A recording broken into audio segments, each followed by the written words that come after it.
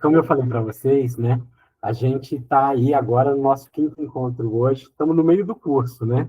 Antes da gente falar um pouquinho do curso, vocês viram que eu botei duas músicas ali, né? Que não são pontos cantados, mas são músicas de Umbanda, né? Que tratam do Orixá Ogum, né?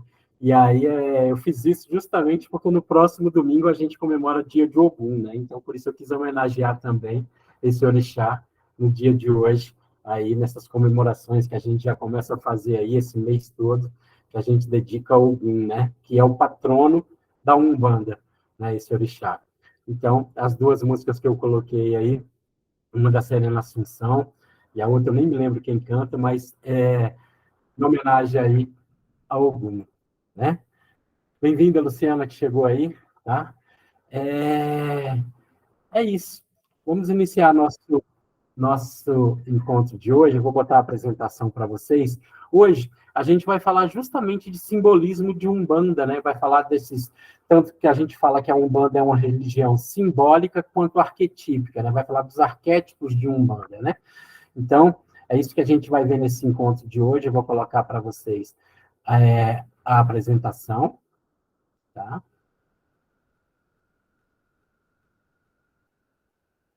Ok, compartilhando para vocês. O pessoal está entrando, tranquilo, né? Mais gente chegando aí na sala.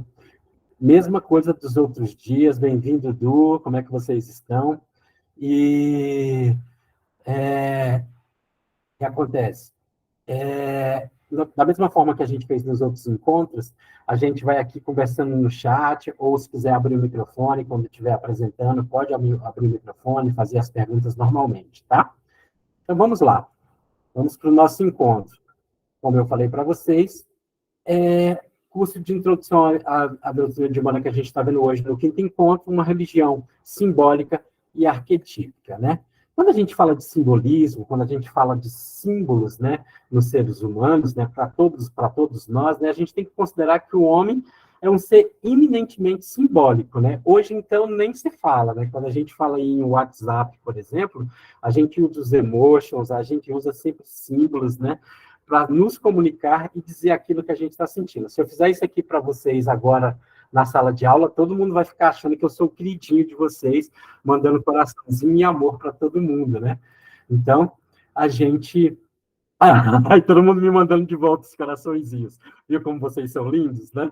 Então, a gente está permeado por símbolos o tempo inteiro, né? No nosso cotidiano. Se a gente sai na rua, por exemplo, né, se a gente vê um sinal vermelho, né, a gente sabe que a gente vai ali naquele semáforo ter que parar. Se eu tiver de carro, o carro que para, ou quando está vermelho para o pedestre, por exemplo, o pedestre tem que estar ali atento e parar, né? Quando ele está verde, a gente segue, né? Então, isso é uma simbologia, uma convenção de todos os símbolos que a gente tem aí, por exemplo, para regular o trânsito, por exemplo, as placas de trânsito, os vários sinais que a gente tem, né? Então, os símbolos, eles servem para isso, né? Os símbolos servem para designar um tipo de signo que a realidade concreta é ali representada, né? Então, todo esse simbolismo, ele tem um código, cada símbolo tem os seus códigos. Quando a gente fala isso para a humanidade, por exemplo, a gente tem duas características muito fortes com relação à simbologia. Um na arte, né, se a gente pegar desde as pinturas rupestres lá na pré-história ainda, a gente pega todo o cotidiano e vida daquele povo, mesmo dos hominídeos ainda, que já faziam as pinturas rupestres e tem um significado muito simbólico naquilo que eles pintavam, né? Então, a caça, o modo de vida, ali era representado de diversas maneiras, né? E aí, a simbologia, quando a gente fala isso, a gente tem isso, a arte, que é muito presente, tudo muito próximo, né, do que a gente está falando, né, e mostrando, e tem também uma outra que é a escrita, né? A escrita, ela nada mais é do que o conjunto de símbolos que geram uma palavra, um som, para que a gente ali seja representado numa escrita, né? A gente tem as escritas mais antigas, né? Por exemplo, a gente tem o primeiro alfabeto, que é o alfabeto atâmico, que, por exemplo, dentro da Umbanda esotérica, ele, para a gente, funciona bastante.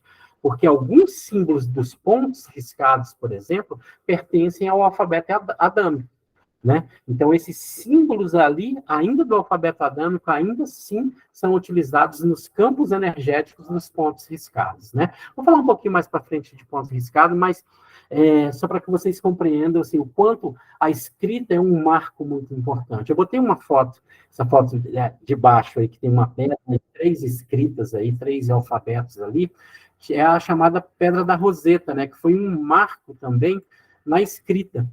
Essa pedra, cada face dessa pedra estava escrita em um alfabeto, né? Estava escrito em egípcio, estava escrito em grego e em outra língua já morta nesse alfabeto.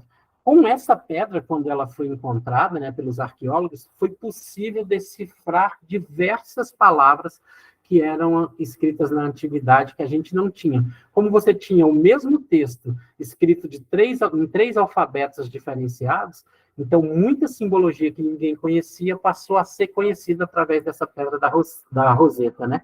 Que é um símbolo da escrita aí da humanidade, por isso que eu trouxe ela, né? Mas esses símbolos, como a gente fala, né, assim, eles sempre trazem, né, a representação de uma realidade, né? Então, quando eu escrevo pare, por exemplo, P-A-R-A, essa escrita em português pare, né, representa, olha, não se mova. Então, aí, essa escrita nos representa isso. Então, a simbologia de cada letra, quando forma essa palavra, traz o significado para a gente não avançar, né? A mesma coisa a gente vai encontrar em outras simbologias com relação à religião, né? Todas as religiões trazem seus símbolos dentro delas, né? As religiões cristãs, por exemplo, assumem a cruz, né, que foi a crucificação do Cristo, como seu símbolo maior, né? Então, você vai ver o símbolo da cruz em todas as religiões cristãs. Os símbolos religiosos presentes em cada religião representam o sagrado, a fé, a esperança, a natureza, a vida, o universo. Eles se tornaram tradicionais entre os seus fiéis pelo fato de serem considerados elementos poderosos. Ele intensifica a relação com o transcendente, né? E aí a gente tem várias simbologias nas nossas religiões, né? A estrela de Davi, que a gente tem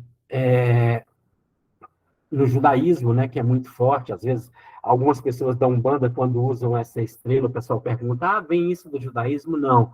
Para a gente tem outro significado, esse símbolo da estrela de 6 pontas, né?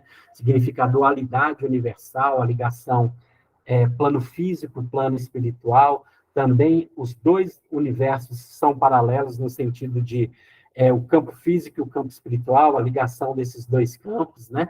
Está simbolizado tudo nessa estrela de 6 pontas, né? Então, a gente traz alguns símbolos em outras religiões também, que a gente também absorve, né? E a gente tem aí, né? Por exemplo, o terceiro símbolo lá de cima que está mostrando, tem a cruz, a estrela de Davi aí, e aí tem um outro chamado Om, né? Que significa o verbo divino, né? É uma letra do alfabeto sânscrito, né? Primeiro, Deus é o verbo, né? Então, é o verbo divino. A primeira voz é o Om, né? Então, significa essa letra aí, lá para os hindus, significa o verbo divino. Então, a gente vai ter várias simbologias dentro da religião que tem diversos significados para a gente e que a gente também, dentro da Umbanda, não fugiria a isso, sendo que Umbanda, como eu falei para vocês desde o início, é uma religião muito simbólica, né? Bom, esses símbolos, né, eles ganham conotações que podem ser mudadas com o tempo, por exemplo. A suástica, por exemplo, ela foi muito utilizada no hinduísmo, né? Aquilo que traz sorte significa a suástica, né? O próprio nome suástica significa isso, né? Aí vem, por exemplo, quando a gente pega o triunfo do homem ariano para os alemães do nazismo, a suástica ganha uma outra conotação e hoje a gente sequer pode utilizar, sem lembrar desse episódio tão grave para a humanidade, usar numa religião de uma forma sendo que não seja comparado àquilo que foi feito com a ressignificação da suástica com o nazismo, por exemplo, né? Então, às vezes, um símbolo que pode significar uma coisa ganha outro significado com o uso, com a forma de uma filosofia diferenciada. Vocês querem ver um exemplo bem claro disso? Por exemplo, no WhatsApp, por exemplo, quando a gente coloca a mãozinha assim, por exemplo, para a gente significa oração, significa prece, ou agradecimento, gratidão, né?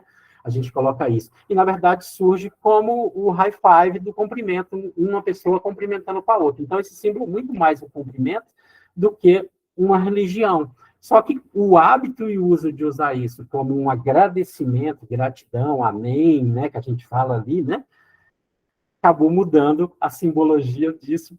E aí todo mundo que se comunica já usa essas duas mãozinhas para cima como se fosse prece. Então, os símbolos eles podem ganhar outros significados, podem ganhar outras conotações com o tempo, né? Por que eu falo isso muito com relação a isso? Porque dentro da Umbanda, a gente tem muitas escolas filosóficas, como a gente viu anteriormente, né?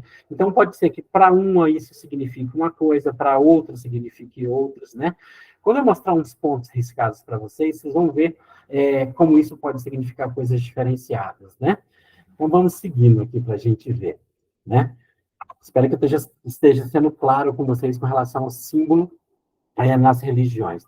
Dentro da Umbanda, a gente tem alguns símbolos, né? Como eu falei para vocês. Um claramente muito usado é essa estrela de 6 pontas aí, né? Essa estrela de 6 pontas, ela traz para a gente um significado que eu falei para vocês, que é esses dois triângulos separados, né, quando estão juntos um com o outro, que formam o hexagrama, né? Eles trazem essa conexão Deus-Espírito e o homem, né? Então, assim, essa conexão matéria e campo espiritual, como eu falei para vocês, né? Então, eu lembro que eu mostrei para vocês lá o símbolo da casa do Pai João, que está muito pequenininho no slide ali em cima, mas tem 7 estrelas de 6 pontas representando as 7 linhas de Umbanda, né? E aí, essa simbologia desse universo duplo dentro da Umbanda, quando você vê uma estrela de 6 pontas, por exemplo, dentro das escolas filosóficas, você já sabe, aquela Umbanda trabalha com os dois universos, tanto no campo da Umbanda, quanto no campo da Quimbanda, né? Como a gente fala. Então, trabalha com as entidades de direita, pretos velhos, crianças, caboclos, e trabalham no campo da esquerda, com Exus, Bombogiras e demais entidades que trabalham no campo da esquerda. Então, quando vocês verem dentro da Umbanda essa simbologia, pode saber aí que trabalha esse universo que é duplo, né? Essa estrela voltada, o triângulo equilátero voltado para cima é justamente aquele que atinge o divino, e o triângulo que é voltado para baixo é aquilo da energia divina que vem até a Terra, né? Então, esses dois triângulos formam aí uma simbologia totalmente diferenciada quando unidos nessa estrela de 6 pontas. Né? A gente vai ver muita estrela de 6 pontas. E o símbolo da Umbanda, na verdade, né, não é esse, as pessoas às vezes usam esse como a estrela de 6 pontas como símbolo da Umbanda, mas o símbolo da Umbanda é exatamente esse que eu estou mostrando para vocês. O círculo com um triângulo equilátero e uma cruz, né? O círculo, símbolo universal do infinito, do universo, né? Noções de totalidade, inteireza, perfeição, né? As leis divinas são perfeitas. Essa é a ideia de ter o círculo como símbolo da Umbanda, né? O triângulo equilátero, que é o perfeito equilíbrio, né? Seu ápice voltado para cima, simbolizando as qualidades espirituais, né? É a mão posicionada para cima na oração mesmo, né? Que a gente faz o triângulo, né? Então, o triângulo equilátero aí representa isso, apontando para o divino, né? Essa ascensão e evolução espiritual e moral que a Umbanda prega, né? E no meio aí a cruz, né? Claro, cruz traz prioritariamente aí mostrando que Umbanda é uma religião cristã, né, faz essa simbologia do Cristo trazendo a cruz, mas também essa cruz, os 4 braços da cruz aí, né, quando você faz os 4 lados aí, apontando os pontos cardeais, a gente estaria trazendo os elementos terra, ar, fogo e água representados aí, né, nessa comunicação entre o céu e a terra, né. Em termos cristãos, né, redenção, expiação, renovação, perdão e fé, né, o homem espiritual conquistando sua evolução, como é pregado na lei de Umbanda, né? Então, por que existe a Umbanda? Para que nós, que praticamos a Umbanda, possamos evoluir moral e espiritualmente, né? Então, toda essa simbologia trazida aí no símbolo de Umbanda traz essa referência, né? Então, o círculo, o triângulo equilátero e a cruz, somados os três, o símbolo da Umbanda. Umbanda também já mostrei para vocês, tem uma bandeira, né? A bandeira traz uma bandeira branca, a bandeira de Oxalá, como a gente fala, Umbanda leva a bandeira de Oxalá a todo mundo, o próprio hino fala isso, que traz um sol também símbolo de Oxalá, né? E dentro desse sol, o que parece uma pomba não é, tá? É um homem alado ali, um homem com asas, né? Nesse símbolo de ascensão mesmo, né? Aquilo que eu falei de evolução espiritual, conquista da evolução espiritual, seria a ascensão desse homem a um plano superior, né? E aí, essa bandeira, ela também participou nos congressos de Umbanda, foi apresentada nos congressos de Umbanda, Congresso das Federações, no Congresso Nacional de Umbanda, e ali aprovada essa bandeira como sendo a bandeira de Umbanda também. Né? Nem todas as casas utilizam essa bandeira ou conhecem essa bandeira, mas é uma bandeira que, sim, quando a gente vê, a gente sabe que é a bandeira de Umbanda. Né? Essa bandeira branca com o sol no meio e esse homem alado aí, que parece muito mais uma pomba, né? Pomba da paz seria, não sei. Né? Bom, mas quando a gente fala de simbologia do nosso sagrado, né? A representação do nosso sagrado dentro da Umbanda, ela se dá de diferente maneira, né? Assim, conforme a escola filosófica e em cada templo, como eu falei para vocês, né? Assim, há diversas formas de representação do nosso sagrado. Né? Nosso sagrado, ele pode ser representado conforme aquilo que se acredita na matriz principal. Né? Eu peguei aqui como exemplo, por exemplo, Orixá e Iemanjá. Né? A gente tem a primeira figura, né? O Orixá e Iemanjá, né? Uma Iabá, né? Um orixá feminino, uma Iabá, como a gente fala, né? Representada na sua matriz africana. Né? Então, eu vou ter uma negra, né, com ancas largas, seios fartos, por quê? Iemanjá é a grande mãe, a mãe dos filhos. Isso significa Iemanjá, né? Então, nós seríamos seus filhos, né? Iemanjá, a princípio, na África, ela é cultuada nas águas doces. Quando vem para o Brasil, existe esse culto nas águas do mar, né? Iemanjá passa a ser um orixá das águas salgadas, né? Não é a mesma coisa na África, mas a representação dessa orixá numa escola muito mais voltada para o africanismo, né, muito mais voltada para a matriz africana, vai ser essa representação de orixá. Né? Então, a gente vai ter essa representação do sagrado.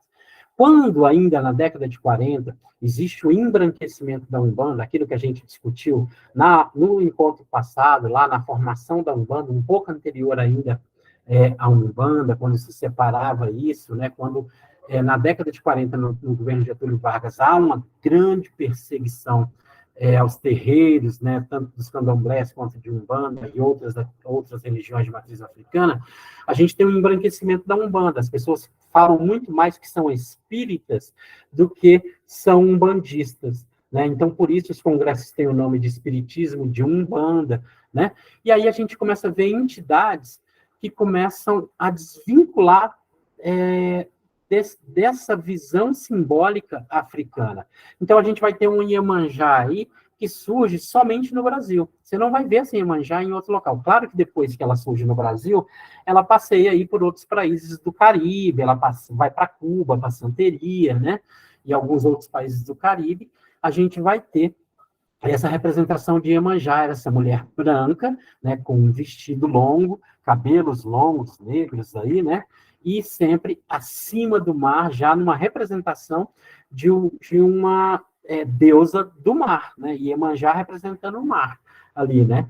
Então, a gente vai ter essa, né. E aí a gente tem mais representações para Iemanjá, né. A gente vai ter representações, inclusive, nas cidades litorâneas, muito comum, estátuas na beira da praia, de sereias ali, mulher metade peixe, metade mulher, né, nas representações de Iemanjá. Isso é uma tradição das Iaras, isso é uma tradição já do povo indígena, né? Então, absorver a cultura indígena e representar esse Iemanjá, né? Olha só, você pode ver que nessa representação que eu coloco aí, a terceira foto, né? Ela está com um espelho na mão, né? Ou um leque, um abebé, como a gente fala, né? Ali na igual na representação da África, lá na primeira, né? Mas traz uma representação muito mais indígena de uma mulher sereia, né? Metade peixe, metade mulher. Então você vê que já a simbologia já muda completamente, né? E aí a gente pega o catolicismo, que houve o sincretismo religioso, como foi colocado, como eu já coloquei para vocês de outras vezes, e a gente vai ver Nossa Senhora das Graças aí, e também Nossa Senhora dos Navegantes, às vezes, na representação de Iemanjá. Aí você chega numa casa de Umbanda, e aí pergunta, que santa é essa aí? Ele vai falar, Iemanjá, né? Às vezes fala até Nossa Senhora das Graças, mas fala, não, mas representa Iemanjá, né? Assim como o São Jorge, como eu falei para vocês, que dia 23 agora a gente comemora dia de Ogum, é justamente porque é dia de São Jorge, né? A influência é tão grande de São Jorge como Ogum, né, que a festa de Ogum passa a ser no dia 23, que é dia de São Jorge, né? Jorge da Capadócia é a grande representação de São Jorge, né? E aí, a gente ainda tem mais uma simbologia, né? Dentro da Umbanda esotérica, a gente não tem representação de orixá de uma forma, como é que eu poderia dizer, personificada. E sim aquilo que eu falei para vocês. Ai, perdão, caiu um negócio aqui no meu olho, desculpa. E aí, tem essa representação dos orixás como aquilo que eu falei da energia divina, né? Das ondas de energia divina. E essas ondas se dividem em 7 ondas. Então, uma dessas ondas, que é uma das linhas de Umbanda, seria a linha de Iemanjá. E o símbolo que significa Iemanjá é esse último símbolo aí, que eu botei para vocês. Então, também é uma representação de Iemanjá. Como não se personifica, se pega lá do alfabeto que eu falei para vocês, adâmico, um símbolo que representa ali a água, né, que é mais ou menos esse meio aí que tem essa voltinha, né? Essa voltinha ali é um símbolo de Iemanjá, e esse símbolo maior dessa letra aí, que parece um J, mas não é, tá? Não estamos falando de português, estamos falando do alfabeto adâmico, né? Essa letra do alfabeto adâmico que ali é representada para orixá, na verdade. Então, todos os orixás vão ter essa letra, o que muda é ali no meio, que é essa representação de Iemanjá. Então, ou seja, só que para vocês, falando em simbologia e representação do sagrado, a gente traz 5 maneiras diferentes, né? Então, você imagina, para toda a Umbanda, para todos os orixás, para as linhas de Umbanda, a forma de representação, como esse sagrado pode ser diferenciado. Então, o nosso sagrado tem diversas representações. O que a gente tem que compreender nessa representação do nosso sagrado é que nenhum sobrepõe ao outro. A Iemanjá representada lá na África, como essa negra, ela é maior, é mais poderosa do que a Iemanjá branca, ali, do cabelo liso, ou a mesma sereia, ou a Nossa Senhora da Glória. Será que uma difere da outra? Então, por princípio, não. O princípio é o mesmo, né? O sagrado é o mesmo.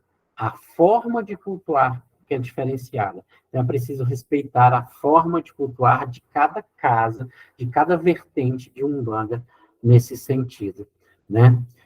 Sempre achei que era a pomba da paz lá, a Cristiane falou, ainda está falando aí, que eu lendo muito atrasado, Cristiane, desculpa, ainda lá da bandeira que ela está falando. Eu também, Cristiane, sempre achei lá da bandeira, eu vou até voltar aqui para mim não ficar tão perdido na fala.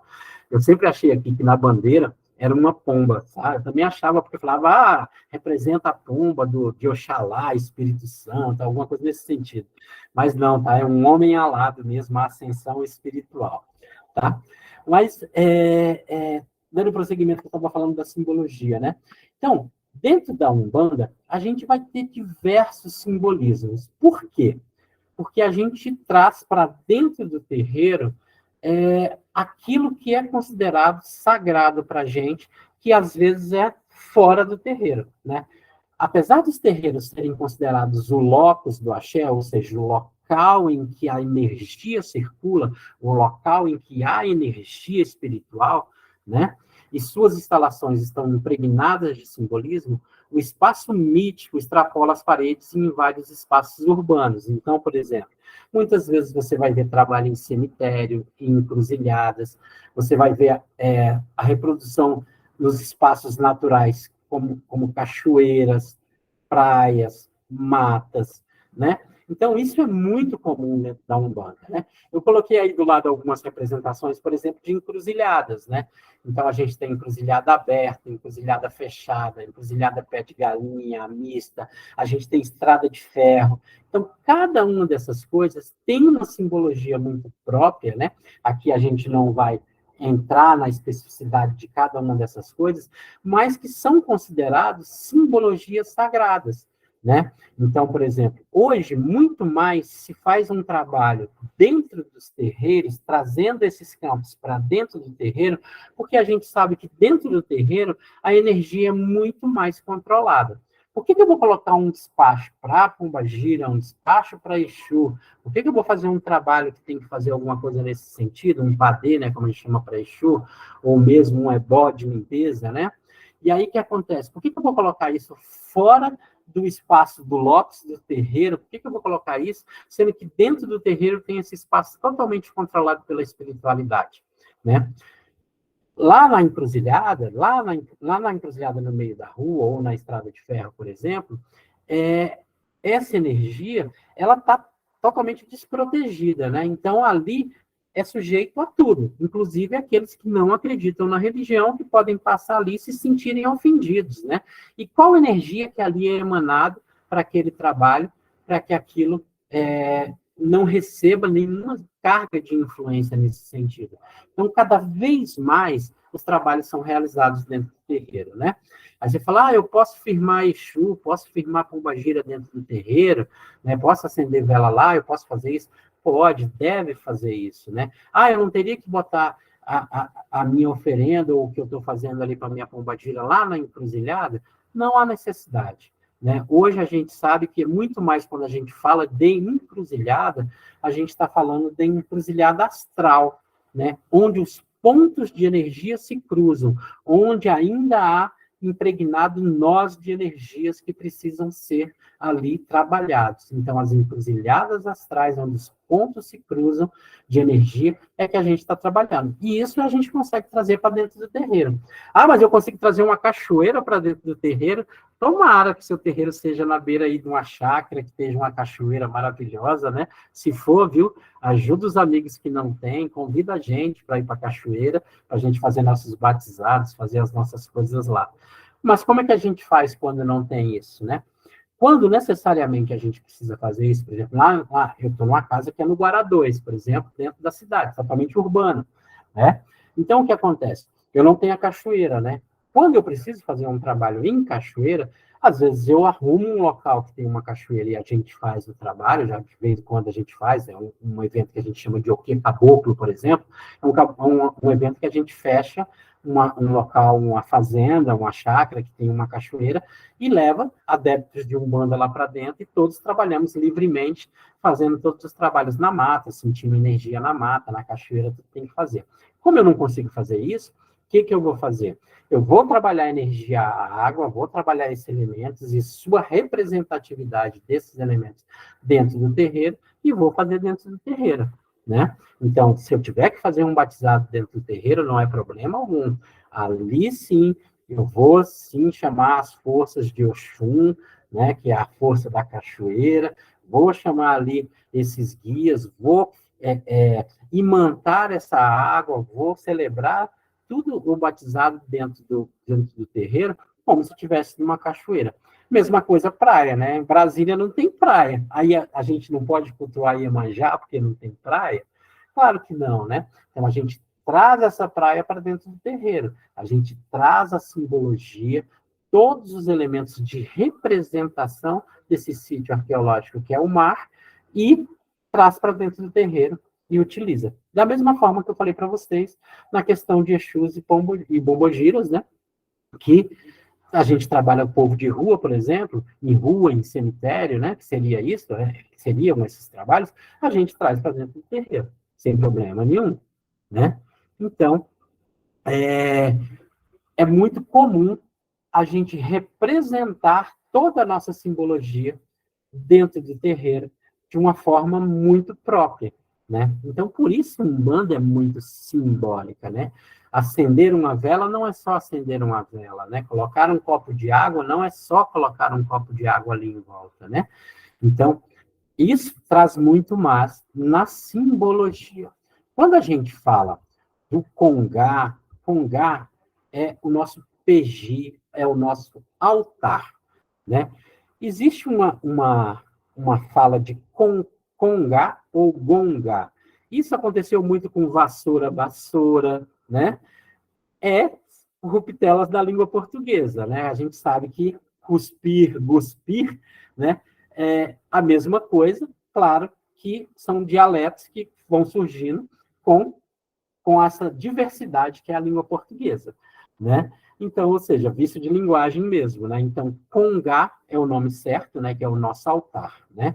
Então, o altar, ele é um centro de energia, a gente vai ver lá no nosso no encontro específico que a gente vai estar falando de elementos, a gente vai ver os elementos que compõem esse centro de energia, é uma usina de força dentro do terreiro, né? E nesse Congá, a gente traz diversos simbolismos ali, né? Que também tem aquela variação que eu mostrei para vocês das escolas, né? Você vai chegar numa casa que o Congá lá, o altar daquela casa, é cheio de santo, né? Você vai ver São Jorge, você vai ver Nossa Senhora da Glória, você vai ver São Sebastião, você vai ver de tudo. Outra casa, você vai chegar, vai ter outra representação, mas muito mais africanista. Então, você vai ver os orixás, você vai ver Xangô, você vai ver Ogum, você vai ver Yansan, você vai ver... E ali você vai vendo ali os altares sendo construídos, né? Com a mesma finalidade? Sim, todos com a mesma finalidade. Sejam elas honrar o nosso sagrado, ali que a gente cultua o nosso sagrado, toda a simbologia que ali está é para que reforce a nossa fé, né? E ali a gente trabalha também a força do axé, como a gente fala. Axé é a energia que circula, isso é o axé, a energia que está na casa, né?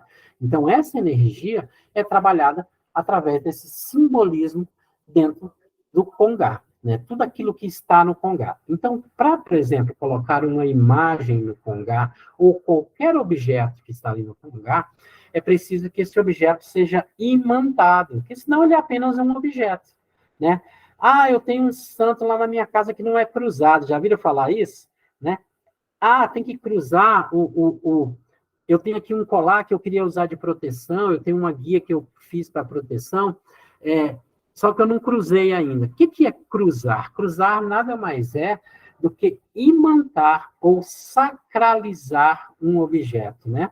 Dar sacralidade é torná-lo santo, torná-lo um objeto sacro, né? Então, ou seja, aquele objeto, para compor um altar, ele necessita ser sacralizado. Então, tudo que está ali naquele congá, tudo que está no altar de Umbanda é sagrado e representa uma simbologia, né? Então, se está ali, pode ter certeza que foi colocado com um propósito. Ah, tem um santo lá que está lá. Ah, provavelmente é a regência da casa, né? Ah, a regência da casa é de Ogum. Então, vai ter ali, talvez, um São Jorge, né? Ou então a representação de algum guerreiro lá, o orixá Ogum, né? Vai ter alguma coisa nesse sentido. Na Umbanda esotérica, provavelmente não vai ter nenhuma dessas representações. Vai ter símbolos, assim como está aí nessa foto da direita, né? A representação aí, né? As espadas de São Jorge ali, né? A espada de Yansan, às vezes de um lado São Jorge, do outro lado de Yansan. Se vocês verem lá na casa de Pai João, vocês vão ver isso, né? E o altar vocês vão ver no máximo uma representação do Cristo. Você não vai ver uma representação de orixá, né? Isso porque na Umbanda Sagrada, na Umbanda Esotérica, a gente não tem essa representação. Na Umbanda Sagrada, a representação seriam com os orixás mesmo, né? Então, seriam imagens dos orixás, né? Na Umbanda popular, você vai ver os santos, já na representação dos santos, né? Isso, para cada casa, você vai ver esse altar montado de formas diferenciadas. O que pode ir num altar, por exemplo? Pode pedras que representam esses orixás, podem elementos que representam os orixás, podem ir velas, podem ir elementos que representam todos esses orixás, desde que todos eles estejam imantados pela espiritualidade, tá? Outra simbologia muito presente, né, como eu falei para vocês, são os chamados pontos riscados, né? Os pontos riscados, na verdade, é o que a gente chama de escrita sagrada dos orixás, né? Eles representam, existem dois tipos de ponto, né? A gente tem o ponto esotérico e tem o ponto popular, né? O ponto popular, ele é muito mais desenhos que representam a entidade, né? Então, por exemplo, a cabocla Jupiara está aí, né? Tem um arco e flecha, representando um caboclo, né? Uma cabocla, na verdade, né? Você vai ver nesse ponto aí, uma estrela e uma lua, né? Talvez essa força aí que está sendo representada, né? Nessa força da lua, na força da estrela, e aí uma cabocla com o arco e flecha, por exemplo. É muito mais a representação de um desenho que representa esses pontos. Esses pontos, eles são riscados, como é que eu poderia dizer? Eles não são bem uma escrita, eles são uma representação do sagrado como se fosse o desenho do seu sagrado, né? Então, cada entidade ali poderia riscar da forma que ela acha que é a representação. Então, por exemplo, quando se bota um coração para Oxum, quando se bota um sol para Oxalá, quando se bota uma lua para Iemanjá, quando se bota alguma coisa nesse sentido, né? Então, essa representação, ela pode ter diversos significados nesse tipo de ponto. Já o ponto que está ao lado, que são essas setas que vocês estão vendo, é essa chamada escrita dos orixás, na chamada lei de Pemba, né? Pemba é o giz, né, que era produzido, né, nos montes Cabanga, na África, né? Eles pegavam o caulim, né, que é uma argila branca, produziam esse giz, né, com esse caulim, e esse giz, depois de imantado, passava a ser um elemento sagrado nos rituais ali na África. Se pintava, se tirava o pó disso, se riscava alguns pontos, se fazia tudo isso para a guerra, para a alimentação, para trazer boa sorte, para tudo se tinha ali esse ritual com esse giz sagrado chamado Pemba, né? Tanto que a gente sempre fala que nós, de Umbanda, somos filhos de Pemba. Isso significa que nós somos umbandistas, né? Essa significação de Pemba é justamente essa religião como um todo. Ser filho de Pemba é ser umbandista, né? Trabalhar com essa energia sagrada. Essa escrita dos orixás, ela tem códigos próprios. Por exemplo, quando eu bato o olho nesse ponto que está aqui com essas setas, por exemplo, eu sei que aqui tem um caboclo de cara. E aí eu vou dizer, assim, basicamente, por que eu digo que é um caboclo, tá? E só porque, assim, porque eu não vou dar aula de ponto para vocês. Mas eu sei imediatamente, quando eu bato o olho, que isso aqui representa um caboclo que chegou no terreiro e faz esse risca esse ponto com a pemba, que hoje é um giz que não é feito de caulinha, é um giz de calcário normal, né? Só que também precisa ser imantado, né? É um caboclo, eu sei que é um caboclo pelo formato das setas. Ele risca as setas em formatos curvos. Você vai ver que tem 3 setas que são de formato curvo aí. Essas setas, quando são curvas, me diz que é um caboclo, tá? Então, eu já sei que é um caboclo. Só que caboclos tem variados caboclos. Eu digo que esse caboclo é um caboclo de Oxalá. Ele pertence à linha de Oxalá. Por que eu sei que esse caboclo pertence à linha de Oxalá? Exatamente pelos esses 3 pontinhos que tem na seta central. Vocês vão ver 3 pontinhos ali na parte de baixo da seta, que parece um triângulozinho de pontos ali. Esses 3 pontinhos, quando riscados no ponto riscado de um caboclo, significa que esse caboclo é da linha de Oxalá. Então, eu já sei que ali eu tenho um caboclo de Oxalá. Ali tem mais outros elementos que a gente vai aprofundando nesse alfabeto mesmo, que é essa escrita dos orixás. Aqui eu sei que é um caboclo guia, tá? Que é um caboclo chefe de falange, por esse símbolo central, que parece um delta, um triângulo ali, né? Que é, na verdade, uma letra do alfabeto. E ali me mostra que esse caboclo que chegou é um chefe de falange, né? Ali eu saberia dizer a qual grupamento ele pertence, né? A qual falange ele pertence, com outros símbolos que ali tem de força. Ali também me traz, né? Um dos símbolos que me trazem ali me mostra que esse caboclo da linha de Oxalá trabalha nesse ponto que ele está trabalhando, que ele riscou aí, que foi um ponto de firmeza de terreiro, por exemplo, que ele estava trabalhando nesse dia o elemento água e ar, né?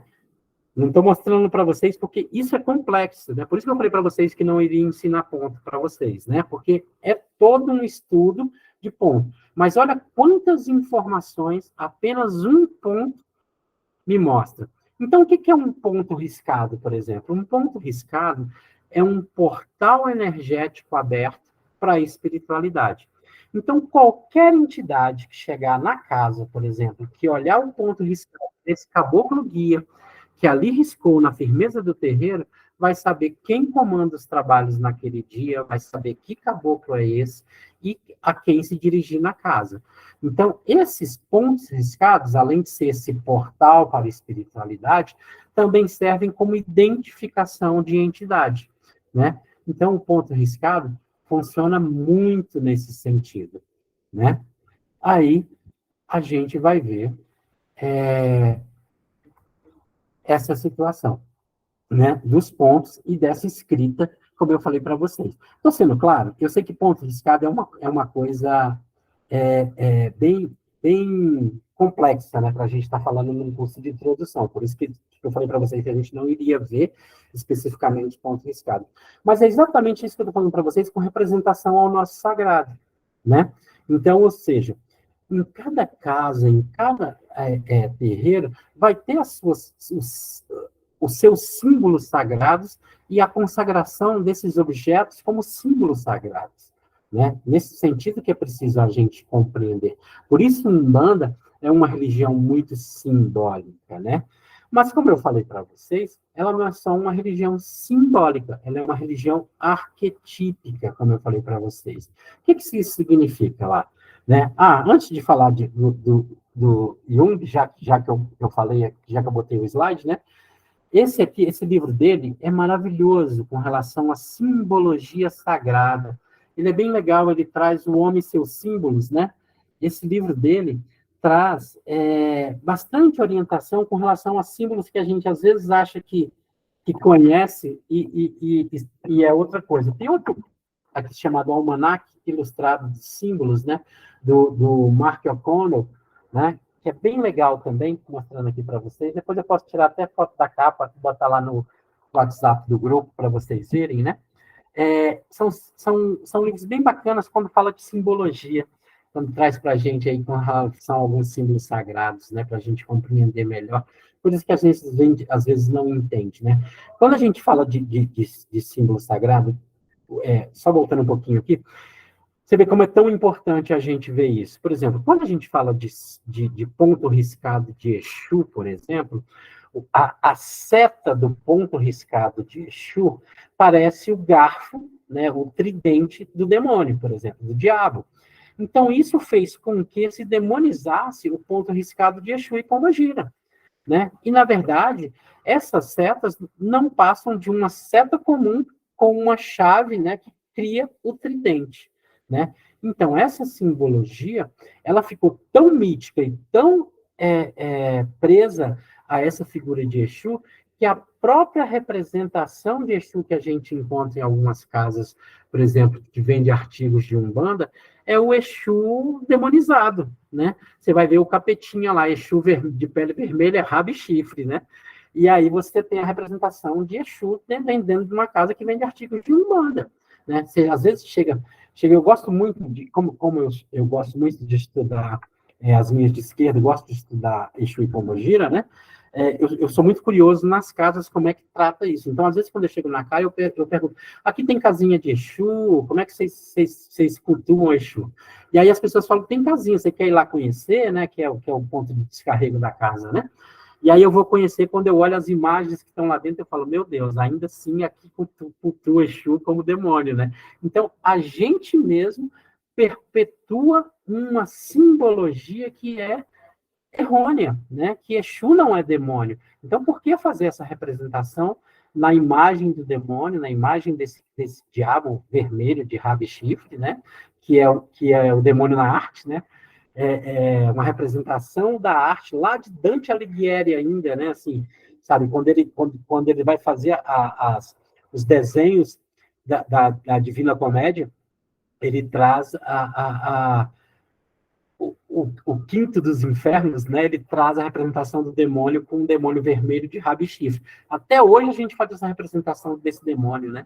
Então, assim, traz esse demônio para dentro da Umbanda. Então, assim, a gente precisa mudar a figura de Exu e Pombogira, mesmo porque a escrita deles, quando eles riscam o ponto, não significa o tridente do demônio. Então, significa uma letra sagrada nesse ponto que tem esse, parece um garfo do tridente, mas não é um garfo de tridente, tá? E aí é preciso a gente conversar sobre isso, sobre essas representações, né? Mas voltando aqui que eu estava falando, né, dos arquétipos, né? Então, o que acontece?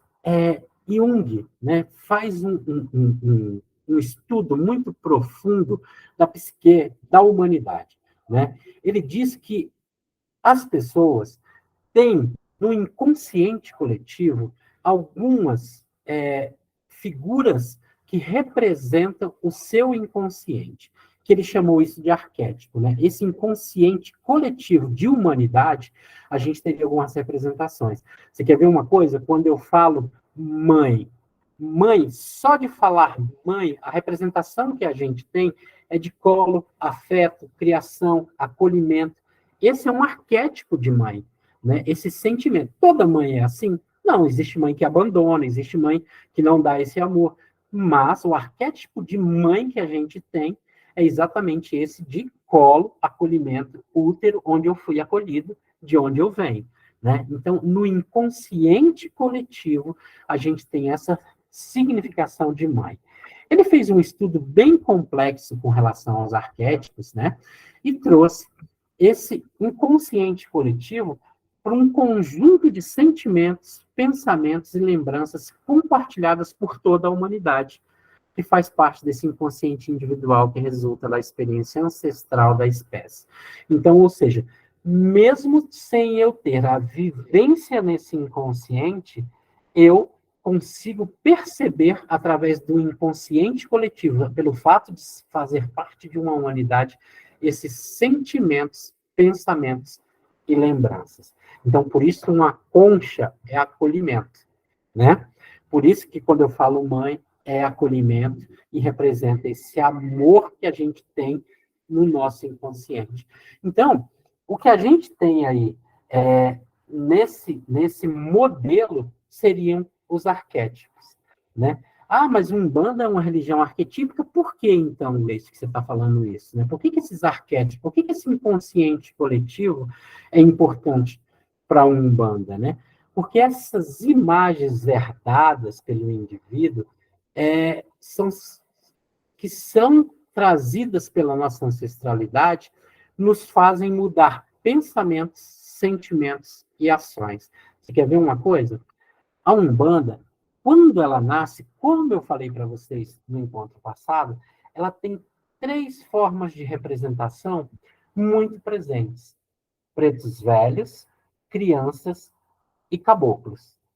Ora, são representações arquetípicas, são arquétipos de pensamentos do inconsciente coletivo.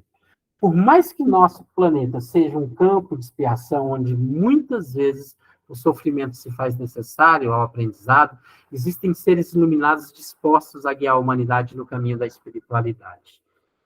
Em 1908, um pouco antes disso, lembra que eu falei para vocês como era a sociedade?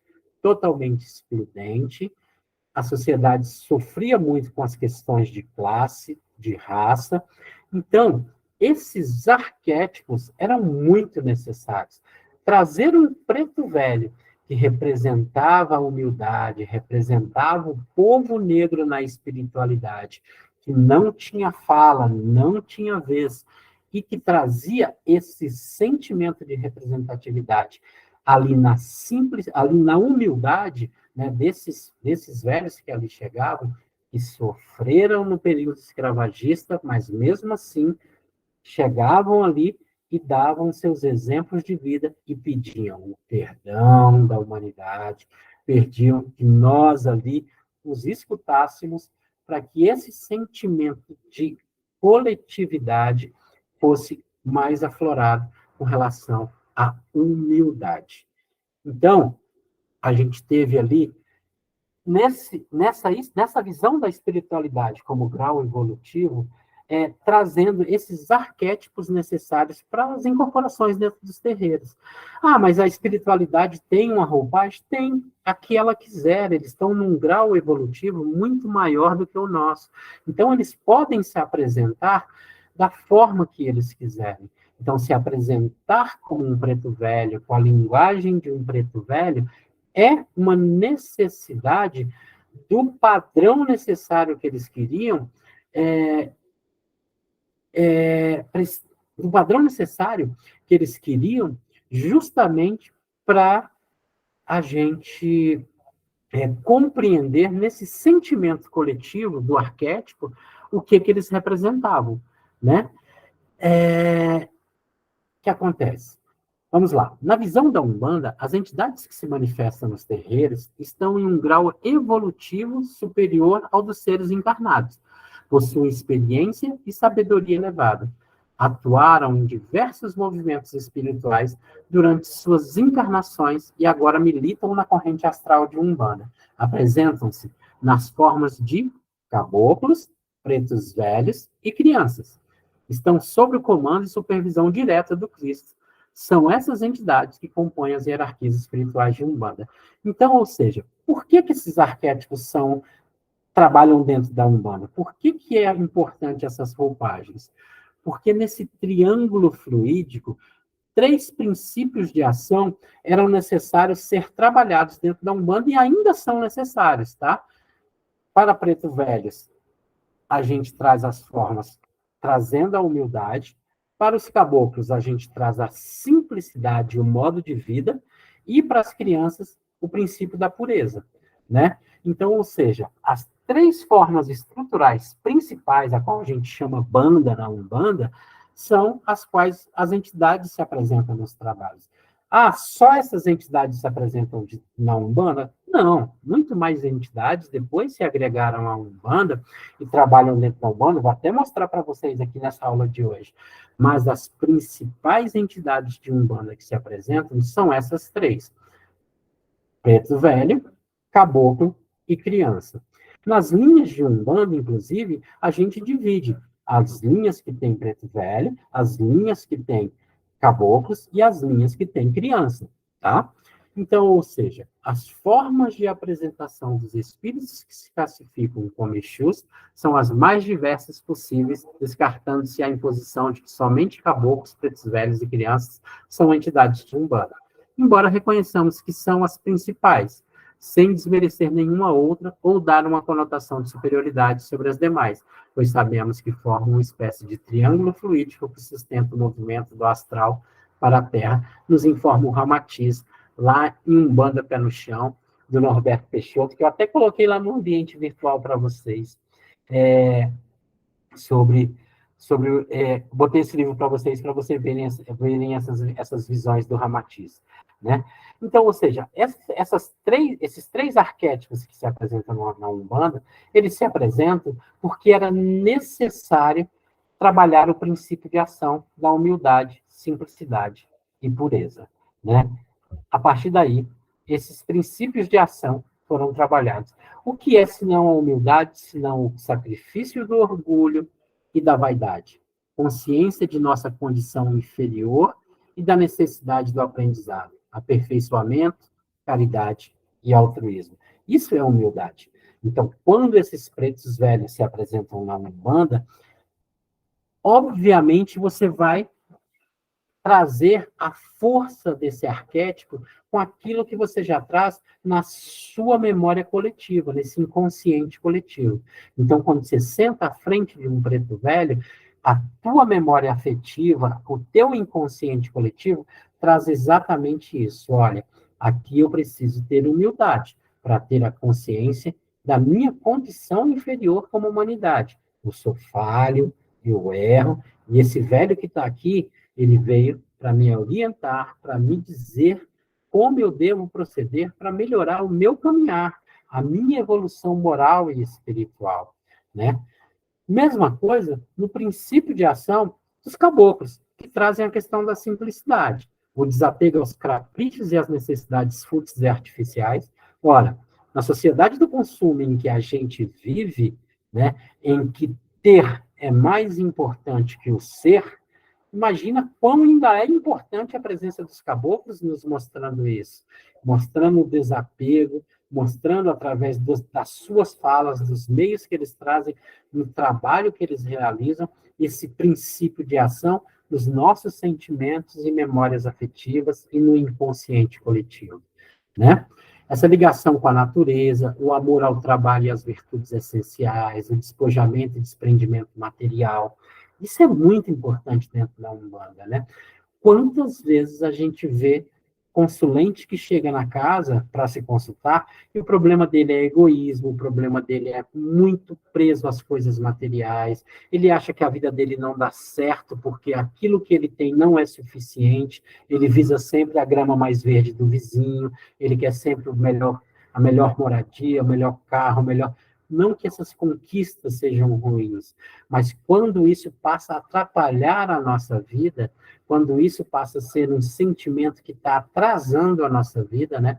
Eu só vou ser feliz se eu possuir isso, eu esqueço do sentimento maior de gratidão por tudo aquilo que eu já recebi. E aí eu não consigo conquistar algo novo, sendo que eu não tenho nem a gratidão pelo aquilo que eu já conquistei. Então, essa simplicidade trazida nos caboclos é um princípio de ação que eles querem acessar. Então, por isso, no terreiro de Umbanda, vence os caboclos, os guias se apresentam como caboclo. Ah, mas no terreiro de Umbanda não tem orixá, vem um caboclo de Ogum, né? Vem um caboclo de Ançã, uma caboclo de Iemanjá. Sim, por esse princípio, né? Então a gente não tem essa figura do orixá descendo ao terreiro. A gente tem a figura desse caboclo representando a linha desse orixá, representando a força energética desse orixá, porém nessa roupagem espiritual. Esse caboclo indígena com essa simplicidade, trazendo esse princípio de ação necessário para dentro da Umbanda. Mesma coisa as crianças com a pureza. Amor à honestidade, a sinceridade à verdade, cultivo das emoções mais simples e mais autênticas, alegria, gratidão, afabilidade, perdão e fraternidade. Então, são princípios de ação que a gente consegue entender quando vem uma roupagem de criança, né? Por que eu estou falando roupagem, gente? Porque é aquilo que eu falei para vocês. Como é que compõe o corpo da gente? A gente tem um espírito em essência. A gente tem um perispírito, que é esse invólucro em volta do nosso corpo físico, que é semifluídico, né? Ali ele tem os corpos espirituais, ali estão os nossos chakras, os centros de força, ali tem o nosso corpo que é moldado espiritualmente. Quando a gente desencarna, por exemplo, né, a gente tem o terceiro corpo, que é o físico, né? E assim, quando a gente desencarna, que a gente sai do nosso corpo, esse perispírito continua com a gente. Então, por exemplo, quando você fala assim, eu tive uma visão mediúnica, eu vi a pessoa que já morreu, por exemplo, né? Eu vi meu avô que chegou até mim. Como é que você sabe que é seu avô? Porque no molde do seu perispírito, ele se apresenta conforme ele era quando encarnado. Então, eu consigo reconhecê-lo porque ali eu tenho toda a visão de que eu via meu avô, né? A mesma coisa que eu falo aqui nesse molde do perispírito, quando é uma entidade, como ele pode fazer, né? Então ele pode moldar esse perispírito de diversas formas. Por isso que um preto velho, por exemplo, quando chega num centro kardecista que não o recebe, que diz, não, aqui a gente não recebe esse tipo de espírito, ele pode moldar o seu espírito de outra forma e se apresentar ali e trabalhar. Como eles são muito caridosos, muitas vezes eles fizeram isso. Hoje em dia, é mais natural um esclarecimento dizendo que ali ele vai continuar como preto velho e vai, se puder, realizar o trabalho, do que ele moldar essa mudança, né? Então, até porque é preciso esclarecer em todas as casas que são entidades de luz, são entidades que trabalham pela caridade, né? Então, ou seja, quem são esses pretos velhos? Em todas as culturas, a figura do ancião, arqueado pelo peso dos anos e das experiências, está ligada à ideia da sabedoria, né? É o arquétipo do ancião sábio. Então, por isso, Umbanda é uma religião arquetípica, né? Ela traz esses arquétipos, né? O mestre da psicologia de Jung diz isso, desse ancião, né? Desse sábio ali. Ele traz, no seu estudo de arquétipos, ele traz essa figura, né? Sua força simbólica, conjunto, transcendente, transcende o arquétipo, já que também representa a humildade daqueles que viveram a vida como escravizados. Representa ainda a elevação pela dor e pelo sofrimento. É a figura do velho, paciente e dócil, a quem todos têm coragem de expor suas dores, suas dificuldades, sem se sentirem intimidados ou diminuídos. É o espírito que, embora se encontre no grau elevadíssimo da escala espiritual, apresenta-se numa roupagem despojada, inspirando confiança e semeando os conselhos úteis, promovendo a cura das mazelas espirituais, auxiliando o consulente no caminho da paz e da harmonia.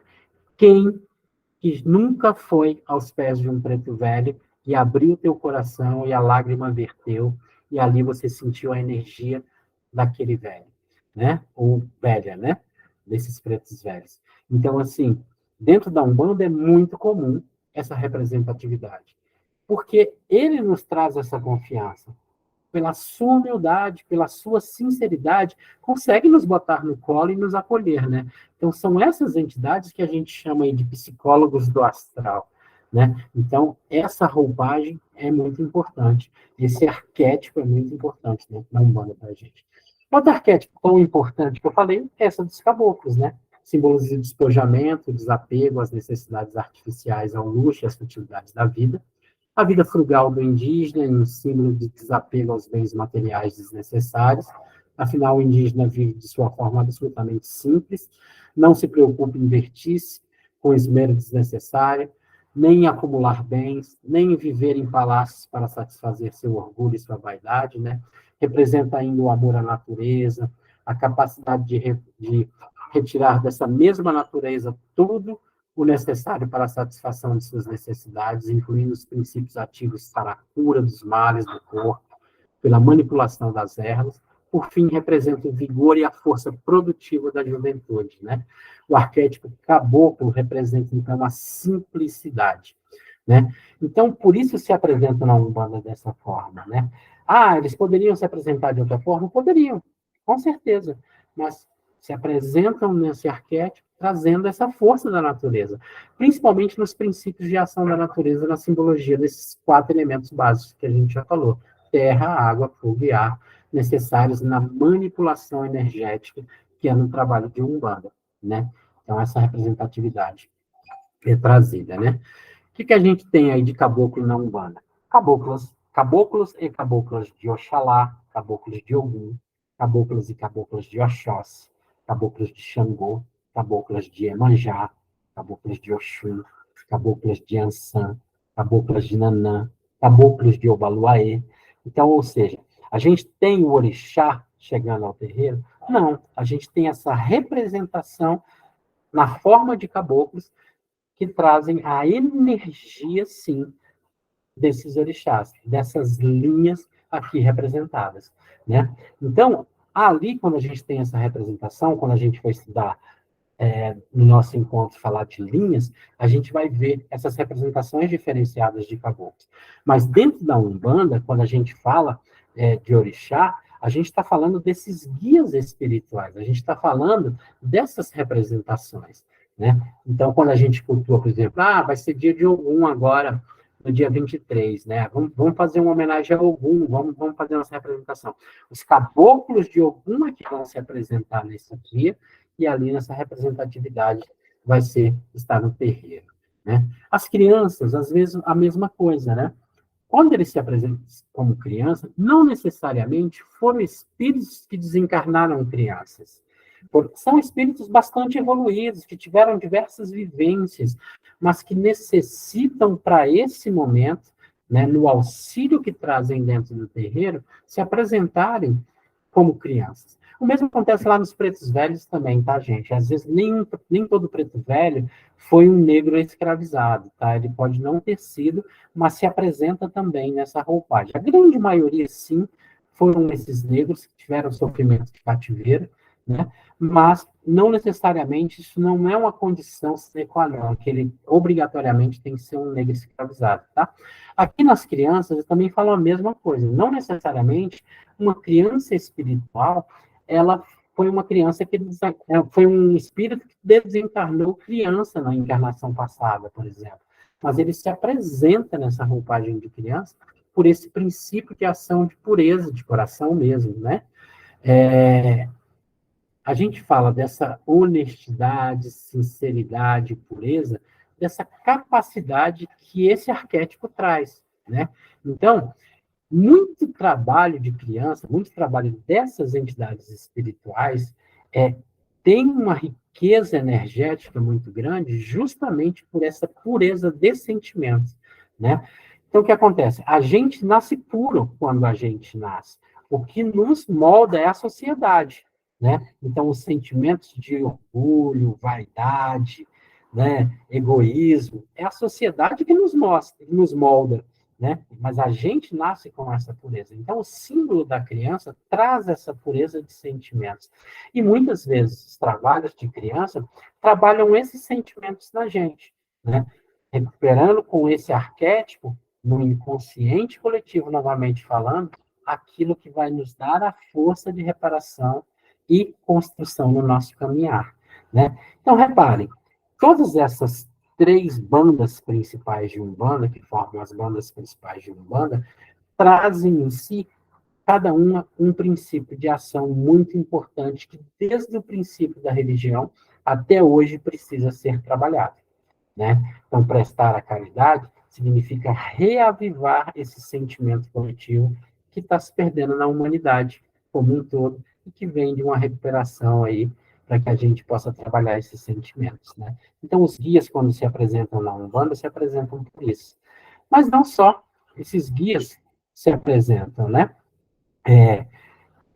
Como eu falei para vocês de roupagem, né? Por que eles se apresentam com roupagens, esse molde do perispírito? Quando se trata de espíritos, seres livres do corpo material, ou seja, estão desencarnados, né? E que conseguem moldar o perispírito, ou psicossoma, como a gente chama, né? Na forma de apresentação, geralmente se utilizam da roupagem fluídica de uma de suas encarnações vivenciadas, né? A esse respeito, veja o caso do Caboclo das Sete Encruzilhadas, como eu falei na semana passada para vocês lá, que em sua primeira comunicação pública foi visto como um sacerdote por um dos médios, né? Lembra da fala do Caboclo das Sete Encruzilhadas, que um médico falou, por que você diz que é um caboclo, sendo que eu vejo aqui um padre jesuíta, né? Que, na verdade, ele se apresentou como Gabriel Malagrida, mas ele dizia que era um caboclo ali, um caboclo das Sete Encruzilhadas, e queria ser chamado como Caboclo das Sete Encruzilhadas, né? Ou seja, mas não necessariamente um caboclo, um preto velho ou uma criança foram, respectivamente, um índio, um negro ou um escravizado, ou ainda uma pessoa que desencarnou ainda criança, né? Como eu falei para vocês, a gente tem um caso muito específico nosso, lá na nossa casa, que eu gosto de falar, por exemplo, Dona Maria Mulambo, né? Dona Maria Mulambo, ela chefia a cura da casa, né? É a entidade que toma conta do Hospital Espiritual do Esperança, qual o hospital que a gente trabalha em conjunto com a casa, né? E também a cura, todo o trabalho de cura dentro da casa, ele é regido por essa entidade, que é uma pombagira, né? Que é uma pombagira. Então, ou seja, quando ela está trabalhando na cura, ela se apresenta numa roupagem de freira, Olha só, está falando de uma pomba-gira que se apresenta na roupagem de freira. Quando ela se apresenta numa gira de pomba-gira, por exemplo, na gira esquerda, ela se apresenta na roupagem de pomba-gira ali, que é uma da falange da linha Nagô, né, a linha de Iemanjá, né, e intermediária para a linha das almas de Orimá. Então, ou seja, ela se apresenta ali como pomba-gira, com toda aquela roupagem. Quem tá que tem a visão, né, que consegue ver ali o espírito, né, tá vendo ela vestida de pomba-gira, da forma com que ela vem, né, mas quando ela está na cura, é a mesma entidade e se apresenta com outra roupagem. No hospital espiritual, ela fala que existem muitos médicos, muitos padres, freiras que trabalham no hospital espiritual e que também em uma de suas vidas, ela trabalhava nas Santas Casas de Misericórdia, e que ela tinha esse trabalho como freira. Então, que ela tem uma de suas vivências e aprendizados de cura e de hospitais nessa vivência dela. Muito natural que ela se apresente nessa roupagem, né? Então, um espírito de luz consegue moldar o seu perispírito conforme a sua necessidade. Quando a gente fala de Exu, quando a gente fala aí que eles adentram as zonas abissais, adentram os umbrais, muitas vezes essa imagem popular de medo, de repressão que a gente tem de Exu, numa forma mais demoníaca, poderíamos assim dizer, muitas vezes eles se utilizam disso. Por quê? Porque é muito mais fácil impor respeito nessas zonas abissais e nos umbrais como essa forma, do que se eles chegassem em uma outra forma de apresentação. Então, moldar o perispírito para essas entidades que têm essa capacidade é muito tranquilo e muito fácil. Então, a gente vai ter isso, né? Esse exemplo da Dona Maria, para mim, talvez seja o mais presente, mais próximo que a gente tem na nossa casa, né? De molde do perispírito. Ali, quando ela está no trabalho de cura, é necessário que ela se apresente, ela fala. Alguns espíritos que chegam aqui para serem tratados, desorientados, quando são acolhidos nos hospitais espirituais, eles, quando veem eu vestida de freira, quando me veem dessa forma que foi de uma encarnação passada, se sentem acolhidos, se sentem como se estivesse adentrando mesmo as santas casas de misericórdia, né? Numa conversa que a gente teve com ela, ela falou que trabalhou na Santa Casa de Misericórdia de Luango, né, na África. Então, muito importante essa roupagem que ela traz para a gente e esse exemplo que ela traz, né, de caridade. Então, quando eu vou incomodar, eu prefiro moldar a minha roupagem de acolhimento, fazendo com que as pessoas que ali estão, os espíritos que ali estão, se aproximem com mais facilidade e consigam receber o tratamento com mais facilidade. Ora, se isso não for caridade, que nome a gente daria a isso, né? Então, mas vamos seguir. Falando de roupagem, a Umbanda, a gente tem aí diversas roupagens. A gente tem diversas formas de apresentação, né? Posteriormente a essas 3 bandas que se apresentaram na Umbanda prioritariamente, caboclos, pretos velhos e crianças, foram as primeiras entidades que foram agregadas à Umbanda, se apresentando nessa religião, seja ali vinda de diversos outros cultos, seja já nos templos de Umbanda que foram criados, nos terreiros e tendas de Umbanda, né? Posteriormente, a gente teve o acolhimento de diversas outras entidades. E é essas entidades que a gente vai ver. Esse agregado no campo espiritual, ele é muito diverso, ele é muito grande. A gente teve as falanges auxiliares no campo da esquerda, no campo da direita e no campo da esquerda. Na grande maioria dos templos umbandistas mais populares, encontramos entidades que se manifestam através de outras roupagens fluídicas, sustentando egrégoras afins, tais como a linha dos baianos, boiadeiros, marinheiros, ciganos e a linha do Oriente. Na verdade, são subplanos dentro da hierarquia umbandista, falanges de espíritos que atuam em nome dos orixás menores, crianças, caboclos e pretos velhos. A origem da Umbanda lá do Vitor Rabelo. Aqui o Vitor Rabelo fala uma coisa que eu discordo, assim, quando a gente faz estudo de linha, né? Não são linha de baiano, linha de boiadeiro, linha de marinheiro, né, de cigano, né? São falanges, é diferenciado de linha. Quando a gente for estudar sobre linha, eu vou explicar melhor isso, né? Como é que é uma estrutura de uma linha de Umbanda e como são as falanges que trabalham dentro das linhas, né? Então, a roupagem tem muito mais a ver com a falange do que com a linha, tá? Então, vamos lá. A gente tem aí, por exemplo, auxiliares, a gente tem os marinheiros, que se apresentam dentro da Umbanda, né? Espíritos de pessoas ligadas ao mar, né? Aos rios, marujos, capitães, piratas, pescadores e pescadoras, contramestres, contramestras, né? Marujas, né? Então, assim, não são só marinheiros, entidades masculinas, também tem as entidades femininas, né? Possuem grande força magnética, seus trabalhos são sempre muito alegres, gostam de dança, de canto, são excelentes nos trabalhos de descarga e limpeza das energias pesadas, sendo muito aconselhados para realizarem fechamentos das giras, né? Literalmente lavam e purificam o terreiro, né? Não são caboclos, não são um arquétipo especial e enquadram-se na vibração original de Iemanjá, muito próximo às águas aí, né?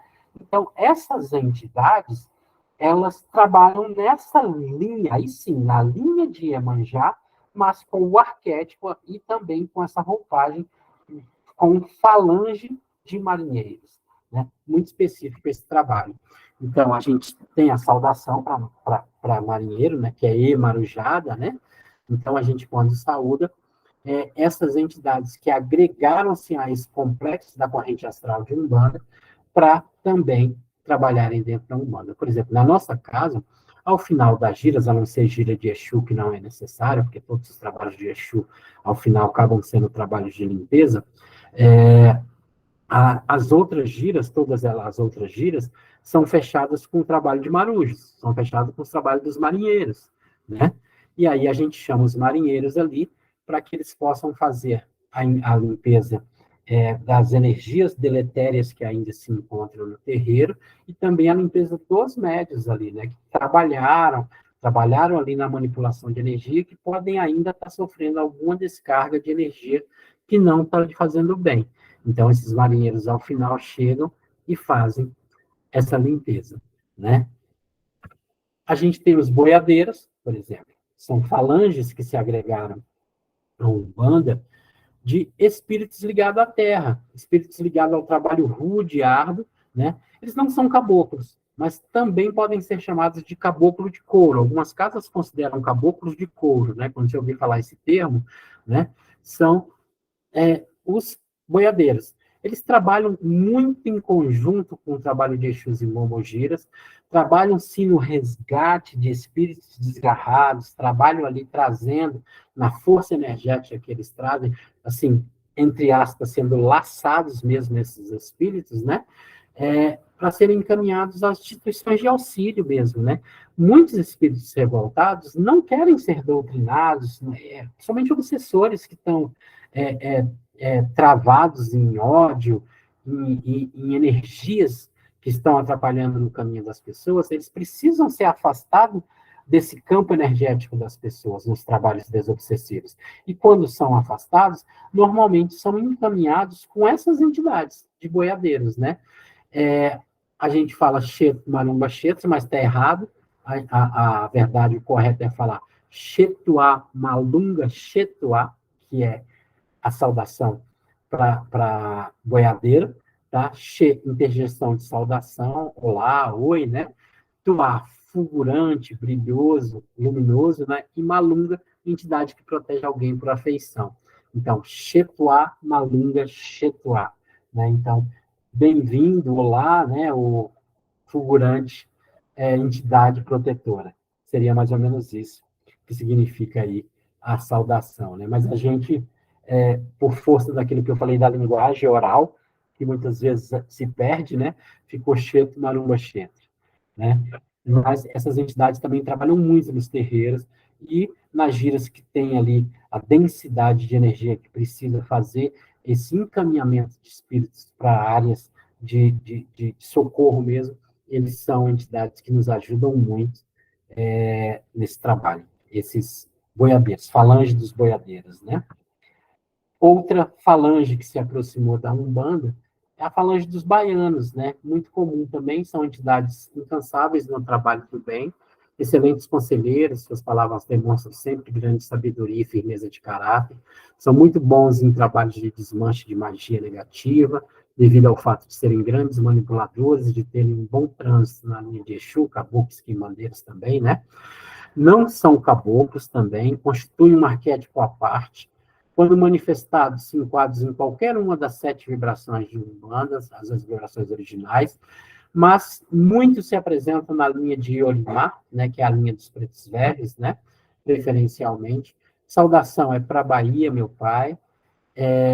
Normalmente os baianos, né, a gente tem tido gira de baiano na casa, e as falanges têm se apresentado, e eles falam, ó, muito dessas entidades que aqui se apresentam foram pai de santos em vidas anteriores, têm o conhecimento ancestral da espiritualidade, muitos se apresentam nessas falanges justamente por ter esse conhecimento de terreiro, e aí chegam agregados à falange, essa falange à Umbanda, justamente para realizar esse tipo de trabalho. São bem festeiros, dançam nas incorporações, né, brincam, tem um arquétipo muito parecido, às vezes, com o de preto velho, quando são mais velhos, né, os velhos sábios, aí os pais velhos também vêm nessas linhas de baiano, né? Então, a gente tem arquétipos muito, características de arquétipo muito parecidas aí com os pretos velhos também, às vezes, né? E se apresentam nessas correntes que chegam junto na Umbanda, né? Outra falange até polêmica até são os cangaceiros, né? Assim, a gente sabe que o cangaço teve a sua estrutura maior na década de 40, né? No Nordeste brasileiro, né? E aí a gente tem a figura de Lampião como talvez o mais conhecido cangaceiro, mas a gente tem o cangaço muito anterior a Lampião, o próprio pai de Lampião era cangaceiro, né? E todos os bandos, ali quando se falava de reforma agrária, se falava na vida do sertanejo, de toda a dificuldade com todas as secas desde 1877, a maior seca que já teve no Nordeste, e todas as dificuldades que os bandos sofriam na defesa do povo, na defesa de tudo, apesar dos excessos cometidos por esses bandos. Hoje, dentro da Umbanda, essas entidades têm um sentido muito próprio dentro da Umbanda, que é o sentido de reparação, né? Se há um mal existente, se há o excesso, é preciso que seja reparado. A oportunidade de trabalho que a gente dá a esses cangaceiros traz também essa reparação. Ora, eles vêm até os terreiros para prestar a caridade, para ali orientar na caridade, trazem conhecimentos ancestrais de ervas, trazem conhecimentos da caatinga, trazem conhecimentos de manipulação de energia, todos muito também com a sua religiosidade muito própria, né? A gente sabe que o cangaço teve uma influência muito grande do, do, da questão árabe, né, que traz um pouco da religião muçulmana, né, o cangaço traz muito disso, né, se você pegar os cangaceiros, se você pegar o cangaço e a forma de vestimenta, o aboio de conduzir o gado, a forma dos cangaceiros ali, você vai trazer muito da religião também árabe, né? Então, eles trazem muito disso também nessa roupagem e nos seus ensinamentos, né? Saudação, salve o cangaço, né? A gente tem os cangaceiros e as cangaceiras se manifestam, muitos apresentam com nomes conhecidos, outros com nomes totalmente diferenciados, não gostam que sejam identificados na sua vida passada, né? Normalmente dão nomes diferenciados de sua vida passada, eles não estão vindo mostrando a encarnação que tiveram, eles colocam nomes totalmente diferenciados, né? Por exemplo, eu tive a curiosidade de procurar, eu trabalho com um cangaceiro chamado Severino do Cangaço, e eu fui na literatura do cangaço para saber se eu achava quem foi Severino do Cangaço, né? E aí não tem nem Severino no meio dos cangaceiros. Aí, quando eu fui conversar com ele, ele falou, olha, filho, a gente não se apresenta com o nome original que a gente teve de batismo no cangaço, porque a gente não quer nossa vida especulada, a gente quer trabalhar como entidade, a gente quer vir agora trabalhar como entidade de Umbanda. Então, a Umbanda os acolheu e que eles sejam bem acolhidos nessa reparação de tudo aquilo que aconteceu nesse período e que possam prestar caridade, que a gente possa também dar passagem a essas entidades, né? Apesar de toda a polêmica do que é o cangaço, né? Mas a gente sabe da necessidade disso, né? Então, na nossa casa também a gente faz gira de cangaceira, né? Bom, a gente tem os ciganos, né? Ciganos trabalham, a grande maioria deles, inclusive, foram confundidos muito com Exus e pombagiras, né? Essa roupagem é muito próxima. Eles trabalham na linha da esquerda, mas também podem se apresentar em outras linhas, né? Nas linhas da Umbanda também eles podem se apresentar. São espíritos de pessoas oriundas do povo cigano, muito simples e alegres, sua manifestação é sempre carregada de uma energia sensual, não confundir sensualidade com sexualidade, tá? Tanto a manifestação feminina quanto a masculina traz essa carga de sensualidade muito forte, né? Trabalham e dão consultas sobre assuntos financeiros e amorosos. Sim, a gente pode trabalhar o campo material também dentro da Umbanda, não precisa ser só o campo espiritual, né? Foram grandes negociantes quando encarnados, então podem dar conselhos, podem trabalhar as energias nesse campo, costumam trabalhar as energias nesse campo, com os elementos que trabalham muito no campo material, né? Dão consultas também nos campos amorosos, né, no relacionamento, são muito ligados à família, a família sempre é respeitada nos clãs ciganos, né? Então, existe toda uma questão de respeito à família, então essa energia também é muito respeitada, né? Embora aos poucos vão se construindo numa sublinha, o mais comum é que se manifestem na vibração dos Exus e pombagiras, né? Então, tanto que tem aí pombagira cigana, sempre que tem alguma coisa assim que se confunde muito. Não são Exus, tá, gente? Mas desculpa, são falanges próprias de ciganos que se manifestam nas linhas de esquerda, né? Então, a gente vai ver aí, né, se apresentam uma característica muito própria, sempre muito festeiras, são filhos do vento, trabalham esse elemento com muita propriedade, não tem raízes, né? Estão sempre em circulação, nos desprendendo mesmo, né, de algumas coisas, de ciclos que a gente se prende, trabalham muito o elemento fogo, né? A gente sempre fala que uma Sara cigana, uma festa cigana sempre começa e termina com fogo, né? Então trabalham muito bem esse elemento. A saudação, arriba boa arriba, né? Muitos falam optia, optia é do linguajar romani, né? Então, sorte, boas-vindas, é como se fosse uma saudação entre o povo cigano, né? Quem não é cigano é gadio, e quem é cigano, eles se cumprimentam com optia, né? Então, quando você fala optia, significa sorte, boas energias, né? Mas a saudação, arriba, boa, arriba, né? Então, é mais uma dessas roupagens que a gente tem de apresentação na Umbanda, né?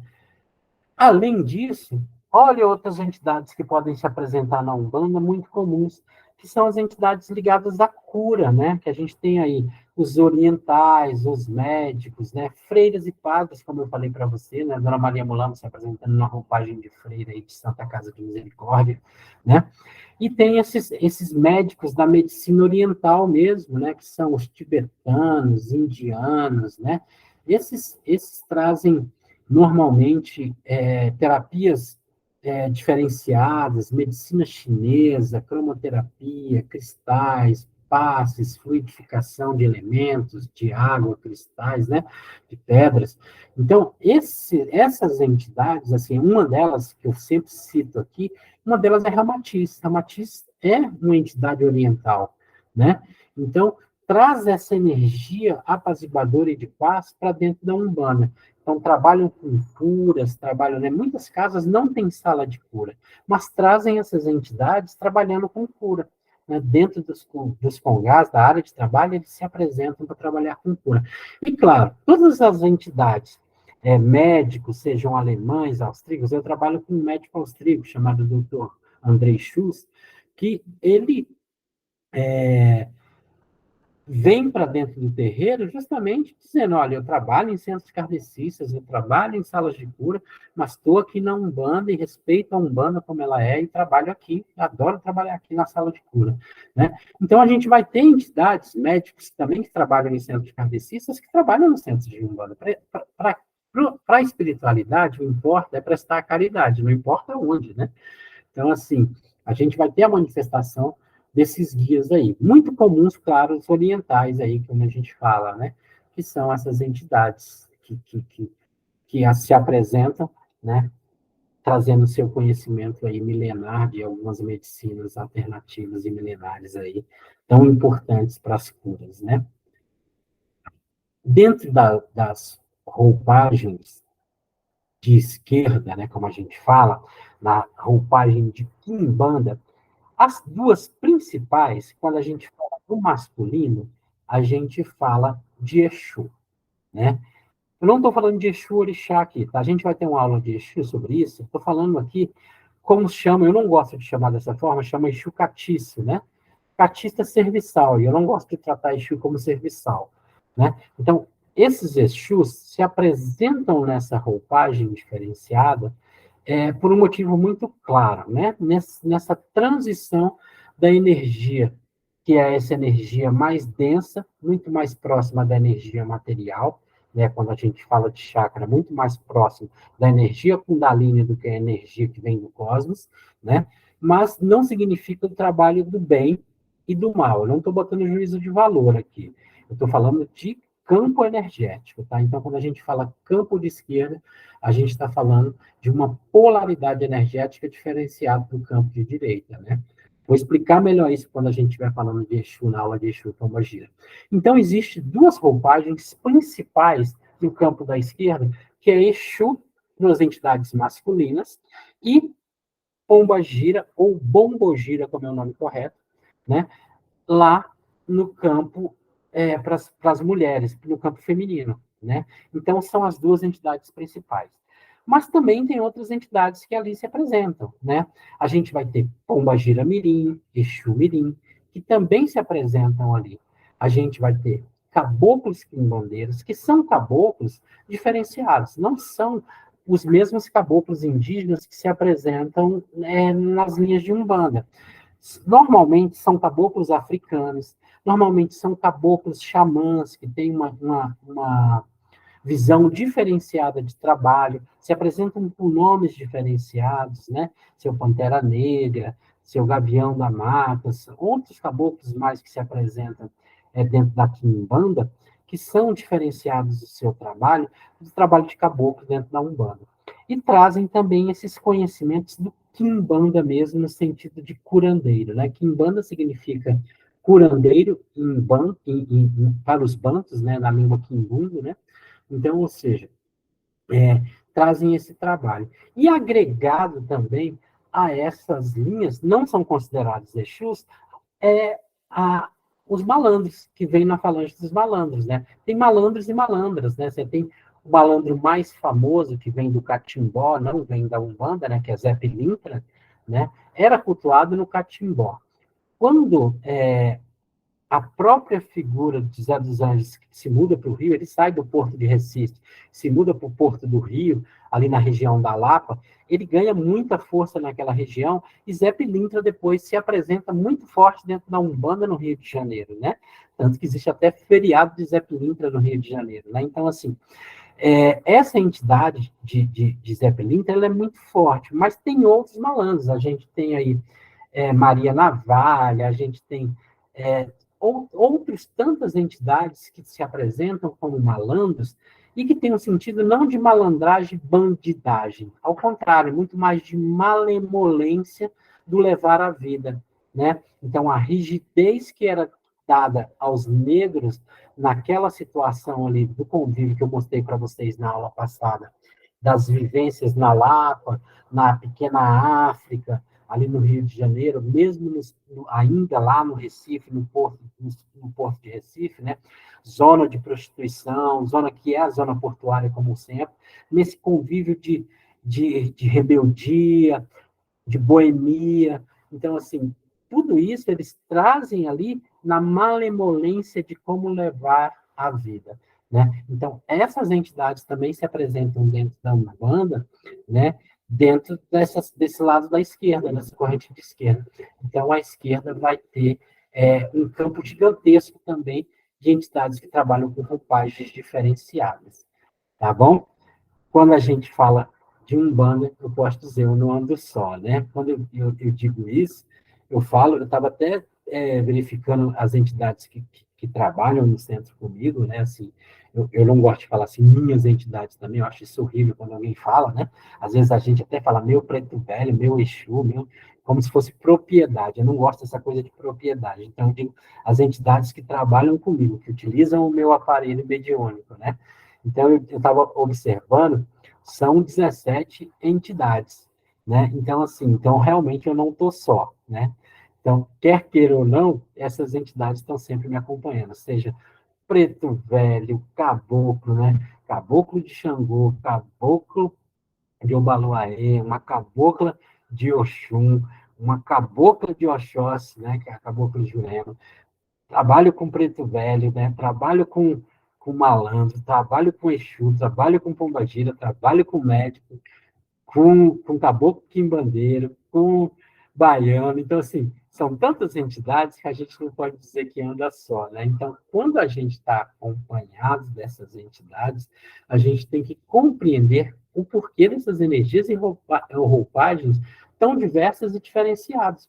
Porque para cada trabalho específico, tem sim uma roupagem, tem uma forma de apresentação, para cada força e para cada trabalho desenvolvido, tem uma forma de trabalho diferenciada e energia manipulada diferenciada, né? Por isso que eu trago essas roupagens para vocês. Hoje, trazendo aí o que eu falei para vocês, e lá no início da aula, Umbanda, uma religião muito simbólica e também arquetípica.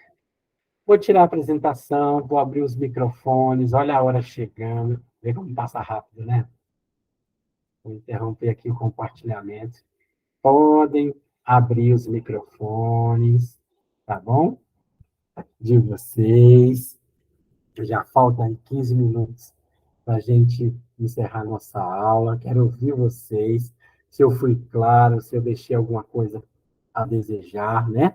Vamos, vamos conversar sobre isso agora. Está aberto para vocês, fiquem à vontade. Falando com os encarnados, como sempre, né? Que o povo não quer abrir, né? Mas vamos lá. Quem fala hoje, quem começa, né? Eu vi aqui que Mônica colocou mais cedo que precisava sair, né? Legal. Mas vamos lá. Resta alguma dúvida?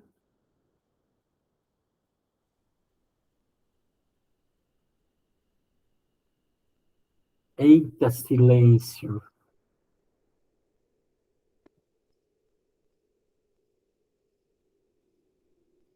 Tá um esperando o outro abrir Oi, Andréia. Ah, a Cristiane colocou, prefiro mensagem por escrito. Tudo bem, Cristiane, sem problema. Pode escrever aí se há dúvida, se quer perguntar alguma coisa sobre todas essas roupagens e falanges que eu falei, tá? Andréia, você quer falar? Eu perguntei, na verdade eu não perguntei, eu falei que eu tinha uma dúvida. A gente se referir também, uma saudação aos baianos como salve a malandragem, está errado? Tá errado. Tá errado porque, assim, a malandragem é uma falange diferenciada da dos baianos, tá? Apesar de ter uns baianos trazerem essa malemolência também, né? Mas é diferente, são falanges diferenciadas, tá? Então, os baianos a gente salva diferente dos malandros, tá? Então, salve a malandragem ali, salve, é só para os malandros, tá? Então, é errado, sim, tá? Então, a gente tem que saudar quando a gente saúda ali eles, mas eles são muito compreensíveis com a gente, tá? Quando a gente erra uma saudação, não tem problema algum, né? A Cristiane está colocando, eu gostei bastante da explicação, fiquei em dúvida sobre a falange dos ciganos, por causa da pombagira cigana. Então, vou voltar um pouquinho nessa fala, então. Então, aí, isso gerou muita dúvida durante muito tempo. Por que que acontece? É muito próxima, não só os nomes, como a energia dessas entidades. A energia das ciganas é muito próxima da energia das pombagiras. A energia das pombagiras é uma energia muito próxima da energia material, da energia que a gente tem, da nossa energia no campo material aqui, né? A energia dos ciganos também é muito próxima dessa energia. Por isso eles trabalham também no campo da esquerda, né? Então, ou seja, no início, quando eles começaram a se apresentar dentro da Umbanda, se fazia muita confusão disso. As ciganas se apresentavam e logo veio uma entidade que se apresentou como já existia uma entidade que se apresentava como Pombagira cigana. né? Então, a pombagira cigana não é uma cigana, ela é uma pombagira. Só que, como vinha essa entidade, que é uma entidade muito forte, que se apresentou em diversos terreiros, quando as ciganas vieram se apresentar, se fazia essa confusão. E aí achava-se que aquelas ciganas também eram pombagiras. Até esse esclarecimento de que aquela falange era diferenciada, que os trabalhos eram diferenciados, isso demorou um certo tempo dentro da Umbanda. Então, por isso causou essa certa confusão. Então, a pombagira cigana é pombagira, mas não necessariamente as ciganas que se apresentam são pombagiras, tá bom? Não sei se ficou bem claro para você agora, viu, Cristiane? Entendeu, né? Que ótimo, que bom, viu? Então, assim, a gente tem diversas outras ciganas, ciganinha da estrada, diversas outras, né? Soraya, várias outras ciganas que se apresentam com clareza aí, nos trazendo essa roupagem, né, essas falanges totalmente diferenciadas do trabalho de pombagira, né? E é muito bonito o trabalho de cigano, gente. Assim, festa cigana é uma coisa maravilhosa, é bem bacana, né? Quem mais bota coisa aí para mim, falar um pouco mais de entidades aí? Qual a dúvida? Eu vi que essas dúvidas sobre roupagem e falanges, vocês colocaram muito lá no questionário de apresentação, né? Sim. Gleison. Oi, Cleia, pode falar. Nossa, que aula! Eu fiquei sempre mudinha essas outras aulas que a gente teve, que eu falei, gente, vai chegar o momento que eu vou manifestar. E essa aula mexeu muito comigo, demais, demais. E cada vez que você falava, eu dava vontade de levantar a mãozinha, né? E aí Por eu disse favor. assim, não, calma, controla suas emoções que vai ter a hora, né? Então, assim, é muitas perguntas que eu tenho, mas eu não vou falar porque eu acho que esses 15 minutos não vai dar. Mas Mas uma, assim, eu joga coloquei. no grupo qualquer coisa, você joga no Eu grupo vou, que eu eu vou vou, depois eu falando. quero conversar com você, porque tem muita coisa. Porque, assim, numa das casas que eu frequentei, tudo isso que você falou, a gente utilizava lá, tá? Então, assim, a gente tinha esses auxiliares, né? Abria a casa com todos esses auxiliares, que eram uma energia maravilhosa. E todas as energias que eram abertas, eu me sentia essa energia. E aí veio uma pergunta. Como é que essas falanges, né, que você falou que a roupagem são as falanges, como ela escolhe, como é, tipo assim, Cleia, ela fala assim, ó, vou nessa pessoa. Eu não sei se eu estou conseguindo me expressar para vocês, Conseguiu e eu mas vou te como elas explicar. me escolhem, digamos, como elas me escolhem, como eu sinto, por exemplo, para você tentar lembrar da minha pessoa. A primeira vez que eu estive na casa, foi você que me recebeu. E eu senti uma energia muito grande, recíproca, entre eu e você. Então, eu senti uma energia, eu falei, caraca, a entidade desse irmão vai falar alguma coisa para mim. E aí tá, e eu fiquei na cadeira lá sentada, eu falei, meu Deus, eu não posso, não pode, eu não quero ir nele, que vai vir uma bagaça, né? E aí não fui escolhida no momento, mas fui para outro caboclo. Então, Certo. e aí eu senti as energias do caboclo e eu queria verificar com você. Uma das perguntas era essa, como as entidades se manifestam, se chega a mim, entendeu? Porque eu recebo, igual você falou, tem 17, né? Eu consigo sentir essas energias todinha e dar vontade de dançar o samba do crioulo doido, entendeu? Eu fico assim muito assim com as energias e eu queria saber a segunda pergunta, como a gente consegue controlar, entendeu? Porque às vezes na hora que você está cantando ali o ponto, a minha vontade assim igual você falou aí Suas perguntas dos são ciganos que excelentes. não são Exus, né?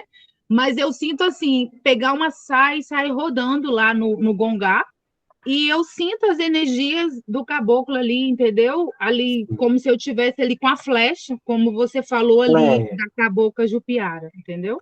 Eu queria só que Cleia, as suas perguntas são maravilhosas. Que maravilha que você trouxe isso. Então, assim, ó, primeira coisa que a gente precisa compreender, como é que essas entidades se manifestam e aproximam? Sim. Claro, quando a gente fala de caboclo de trabalho e caboclo, que a gente tem que diferenciar uma coisa. Às vezes se aproximam com aquilo que a gente chama de pai e mãe de cabeça. Provavelmente as entidades pai e mãe de cabeça vão ser mais forte a presença para você. Então, por exemplo, eu sou filho de Xangô e Oxum. Então, ou seja, um caboclo de Xangô e uma caboclo de Oxum vai se manifestar numa energia de aproximação muito mais forte para mim do que qualquer coisa. Tá? Então, aí é uma influência ali de Ori mesmo, da energia que chega até mim por essa questão mesmo de afinidade. Isso é uma coisa. Quando a gente fala de caboclos, ou quando a gente fala de entidades auxiliares, falantes auxiliares, eles se aproximam pela necessidade da caridade. E aí eu entro numa questão de mediunidade. A mediunidade para receber, seja um preto velho, um caboclo, uma criança ou qualquer outra entidade, é a mesma. Então, ou seja, se eu tenho essa faculdade mediúnica de psicofonia, ou seja, dar voz no processo que a gente chama popularmente de incorporação, se eu tenho essa faculdade mediúnica desenvolvida, seja qual for a entidade de luz que se aproxime, eu vou dar passagem. Lembrando que, como é que eu controlo, como você falou, né? A segunda pergunta sua. Sim. Eu controlo por educação mediúnica. A incorporação não é possessão. Eu comando o meu corpo. Eu estou falando de entidades esclarecidas, entidades de luz. Porque uma coisa é um espírito obsessor que está tomando conta do teu aparelho. O ego, né?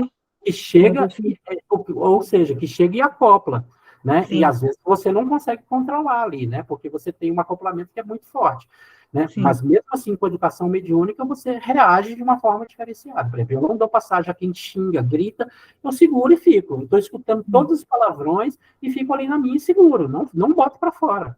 Não dou voz àquele espírito, né? Apesar dele chegar xingando, revoltado, eu não dou voz, né? Mas isso é uma questão de educação mediúnica. Agora, nas outras entidades, a gente está falando de entidades esclarecidas, entidades de luz. Então, quando eles se aproximam, eles vêm e falam, olha só, a Cleia tem uma mediunidade, uma faculdade mediúnica que é bem legal, que é a de dar passagem pela incorporação. Ela pode nos dar voz. Então, eles se aproximam justamente por isso. Então, especificamente, essas entidades, eles vão te escolher por esse trabalho. Então, vai ser uma parceria, como a gente fala. Então, o trabalho mediúnico é uma parceria. A entidade chega trazendo o seu conhecimento e eu empresto o meu aparelho, eu empresto o meu corpo, que é chamado de cavalo. Então, eu empresto o meu corpo para aquela entidade, para que ela trabalhe mediunicamente ali através de mim. Então, toda a energia que é trabalhada e tudo aquilo que está acontecendo são guias espirituais. Então, eles estão ali preparados para aquilo, né? Então, quando eu ajo, quando eu recebo aquela energia, é porque eu tenho essa faculdade mediúnica. O controle disso, o exercício de percepção dessas energias, diferenciação de energia, só o tempo, viu, Cléia? Então, assim, aí eu falo do chão de terreiro. Então, o que acontece? Que é aquilo que você, eu vou sentir. Por que a gente tem feito as giras na casa, nas quintas-feiras, né? Que essa não vai ter, tá, gente? E aí, assim, mas a gente tem feito com entidades de falanges auxiliares e não os pretos velhos, eixos e bombodinas, como a gente tem feito lá na segunda-feira. Justamente para que os médios acostumem com a energia e que essas entidades também tenham uma oportunidade do trabalho na caridade. Né? Então, por isso, quando você foi numa gira de caboclo, por exemplo, o caboclo te atendeu, ele foi justamente para aquilo, né? Mas não tenha medo das minhas entidades, não. O que bate ali quando a gente sente essa carga. Na verdade, Gleice, eu não tenho medo. O problema meu é que eu fico me controlando, entendeu? Porque eu sinto essa energia, né? Então, igual você falou, eu não deixo essa passagem. Então, eu acho que às vezes eu saio, eu fico meio desorientada porque eu travo e eu percebo, eu chego lá e às vezes, e assim, eu acho que é o medo de, a maioria aqui, né, quando vai lá tomar o passe, ai meu Deus do céu, ai meu Deus. Isso eu incorporo, né? Isso eu incorporo na hora do passe. Mas deixa eu falar uma coisa para você. Deixa eu falar uma coisa para você. O melhor local para gente, para acontecer isso, é dentro do terreiro, é dentro do centro espírita. Por que isso? Porque ali é um ambiente controlado, ali você tem alguém que vai poder te orientar, ali você tem o dirigente que está conduzindo a gira, que pode orientar. Então, assim, eu não estou me sentindo bem, eu estou precisando da passagem. fala, olha só, eu posso dar passagem, está acontecendo algo diferenciado, uma energia que eu estou sentindo. E ali a própria entidade que está te atendendo vai te orientar nesse sentido. Porque, às vezes, é preciso dar essa passagem e entender o que está acontecendo, por que essa passagem era necessária. Às vezes é uma cura, às vezes é algo... Então, assim, então, às vezes, travar isso também não é muito bom, tá? Claro, incorporar em qualquer lugar. Claro, entender incorporação como possessão, a coisa começa a complicar. Lembra de uma coisa, o corpo é teu. Você manda no teu corpo. Então, assim, onde há interferência de livre-arbítrio é na obsessão, tá? Um obsessor age na interferência do livre-arbítrio. Então, é preciso tratar esse obsessor e separar, né? Mas se não é um obsessor, não existe interferência de livre-arbítrio. Então, se você diz, não, aqui não é o momento, eu não vou dar passagem, não vai ter passagem, tá? Então, esse é um controle mediúnico que você pode fazer e exercitar, Cléia, tá? Agora, sentir as energias diferenciadas, pelo jeito que você está me falando, a sua mediunidade de incorporação deve ser muito aflorada, né? Nossa. Então, assim, então você já sente E a aí, energia. quando você fala, eu vejo que as irmãs sempre falam, faz perguntas, e eu fico me imaginando, eu falo, meu Deus do céu, eu tô nessa. Aí eu fico, igual eu falei para ti, eu vou esperar o momento, então tudo tem seu momento, né?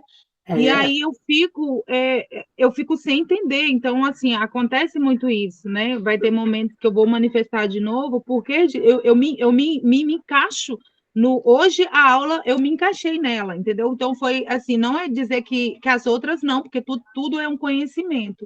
Mas é exatamente isso, é o travo. É assim, a gente ainda não, eu ainda não consigo diferenciar. Não é, eu sei diferenciar o positivo do negativo, mas eu sinto essas energias, só que aí eu fico assim, meu Deus, e agora? É o quê? Eu estou numa casa diferente, como é que é? Então, assim, essas perguntas vão surgindo, né? E você fica com receio, um certo receio. Eu não sei se acontece com todos os outros nossos irmãos, mas a mim acontece. Então, eu travo Não, muito. é normal travar. E por isso é importante desenvolvimento, tá? Por isso é importante, quando a gente fala, claro que a gente nasce médio, né? E desenvolvimento é um nome errado, mas é muito mais uma educação mediúnica. Por isso que é interessante, dentro do terreiro, haver também essa educação mediúnica, trabalhar com os médios essas diferenciações, esse sentir, né? Então, quando a gente fala de mediunidade, é justamente o sentir, né? Então, por exemplo, eu já consigo, claro que isso não foi no início, gente, eu também tive todas as dificuldades que vocês podem imaginar antes de começarem as incorporações, todos os medos, todas as dúvidas se aquilo era eu ou se era a entidade, eu tive tudo isso, passei por todo esse processo, tá? Então, o que acontece? Hoje, por exemplo, quando vai chegar uma entidade, às vezes eu estou trabalhando com um preto velho, por exemplo, e eu sei da aproximação de outra entidade, eu sinto pela energia que se aproximou e já sei que entidade que chegou. Por quê? Pelo hábito do trabalho, pela força da entidade e da energia que é muito próxima. Então, eu já sei quando há o acoplamento áurico, como é que ele acontece. Na aula que a gente vai falar de orixá, eu vou falar muito de como acontece esse acoplamento, de como acontece o nosso sistema mediúnico com a nossa glândula pineal, como é que essa antena funciona na captação das energias, vai ficar mais claro para você e para os outros, Cléia. Porque, assim, você vai ver como é que esse processo físico acontece, né? Como é que isso acontece no meu corpo? Por que existe isso, né? Então, como é que essa vibração chega e eu consigo diferenciar essa vibração? Aquilo que você falou, eu já consigo diferenciar a esquerda de direita. Isso já é um maravilhoso. Você conseguir diferenciar. Porque a gente sente essa energia. Aquilo que eu falei para você, que eu falei para vocês aqui hoje, de cigano ser muito próximo de Pombagira e Exu. Porque é uma energia mais densa quando chega, né? Então a gente entende. Ah, mas é densa de ruim, inglês? Não é ruim. É uma energia densa na faixa frequencial das ondas mesmo. Quando a gente fala de ondas mais curtas, mais longas, a gente sente a onda energética chegando na nossa aura. Então, esse tipo de onda que a gente sente a frequência, né? Isso a gente diferencia na aproximação. Claro que é um processo tão automático e tão rápido que, às vezes, assim, eu sei que está chegando o Exu e quando eu vejo, eu já estou incorporado no Exu. Né? Então, assim, não preciso ficar dando margem Desse jeito mesmo. Não vou ficar sentindo essa energia aqui por tantos minutos para saber se eu vou dar passagem a um Exu. Não, é praticamente automático isso que vai acontecer, né? Então, ou seja, né? Só para ter uma ideia, por exemplo, quando a gente vai ali iniciar a casa, né? Então, precisa dos guardiões para fazer a proteção da casa, fazer a segurança da casa, eu incorporo um Exu. Mas é uma gíria de preto velho. Imediatamente depois eu incorporo um preto velho. Mas no trabalho de preto velho eu estou atendendo um consulente que precisa vir um boiadeiro que vai fazer um resgate. Vem o boiadeiro. Mas tudo isso ao mesmo tempo estão ali acoplados, todo mundo junto? Não. Por exemplo, um preto velho, quando está ali trabalhando comigo, ele meio que dá licença, o boiadeiro chega, faz o acoplamento, eu faço o trabalho, ele sai e o preto velho continua, né? Então, a gente vai aprendendo a diferenciar essas coisas, né? Eu sou retirado dali, vou lá para a cura, vou trabalhar lá com a Dona Maria, lá na cura com o doutor Andrei, né? Então, toda hora que a gente muda isso, a gente sente a diferenciação, né? Entendendo que somos médios, mediadores do trabalho. Então, utiliza o nosso corpo, utiliza o nosso aparelho fonador, né? Por isso a gente fala como eles, né? E os trabalhos são realizados por eles, né? A gente tenta fazer um mínimo de interferência. A gente interfere sim, tá, gente? Mas a gente tenta interferir o mínimo possível no trabalho das entidades, né? E assim que funciona, né? Mas as suas perguntas foram maravilhosas, cara. Que bom que você trouxe isso, né? Eu acredito que muita gente aqui também se esclareceu com suas perguntas, né? Mas eu acho que é porque a gente fica muito, né, pessoal? A gente fica meio tímido, né, de fazer as perguntas, né?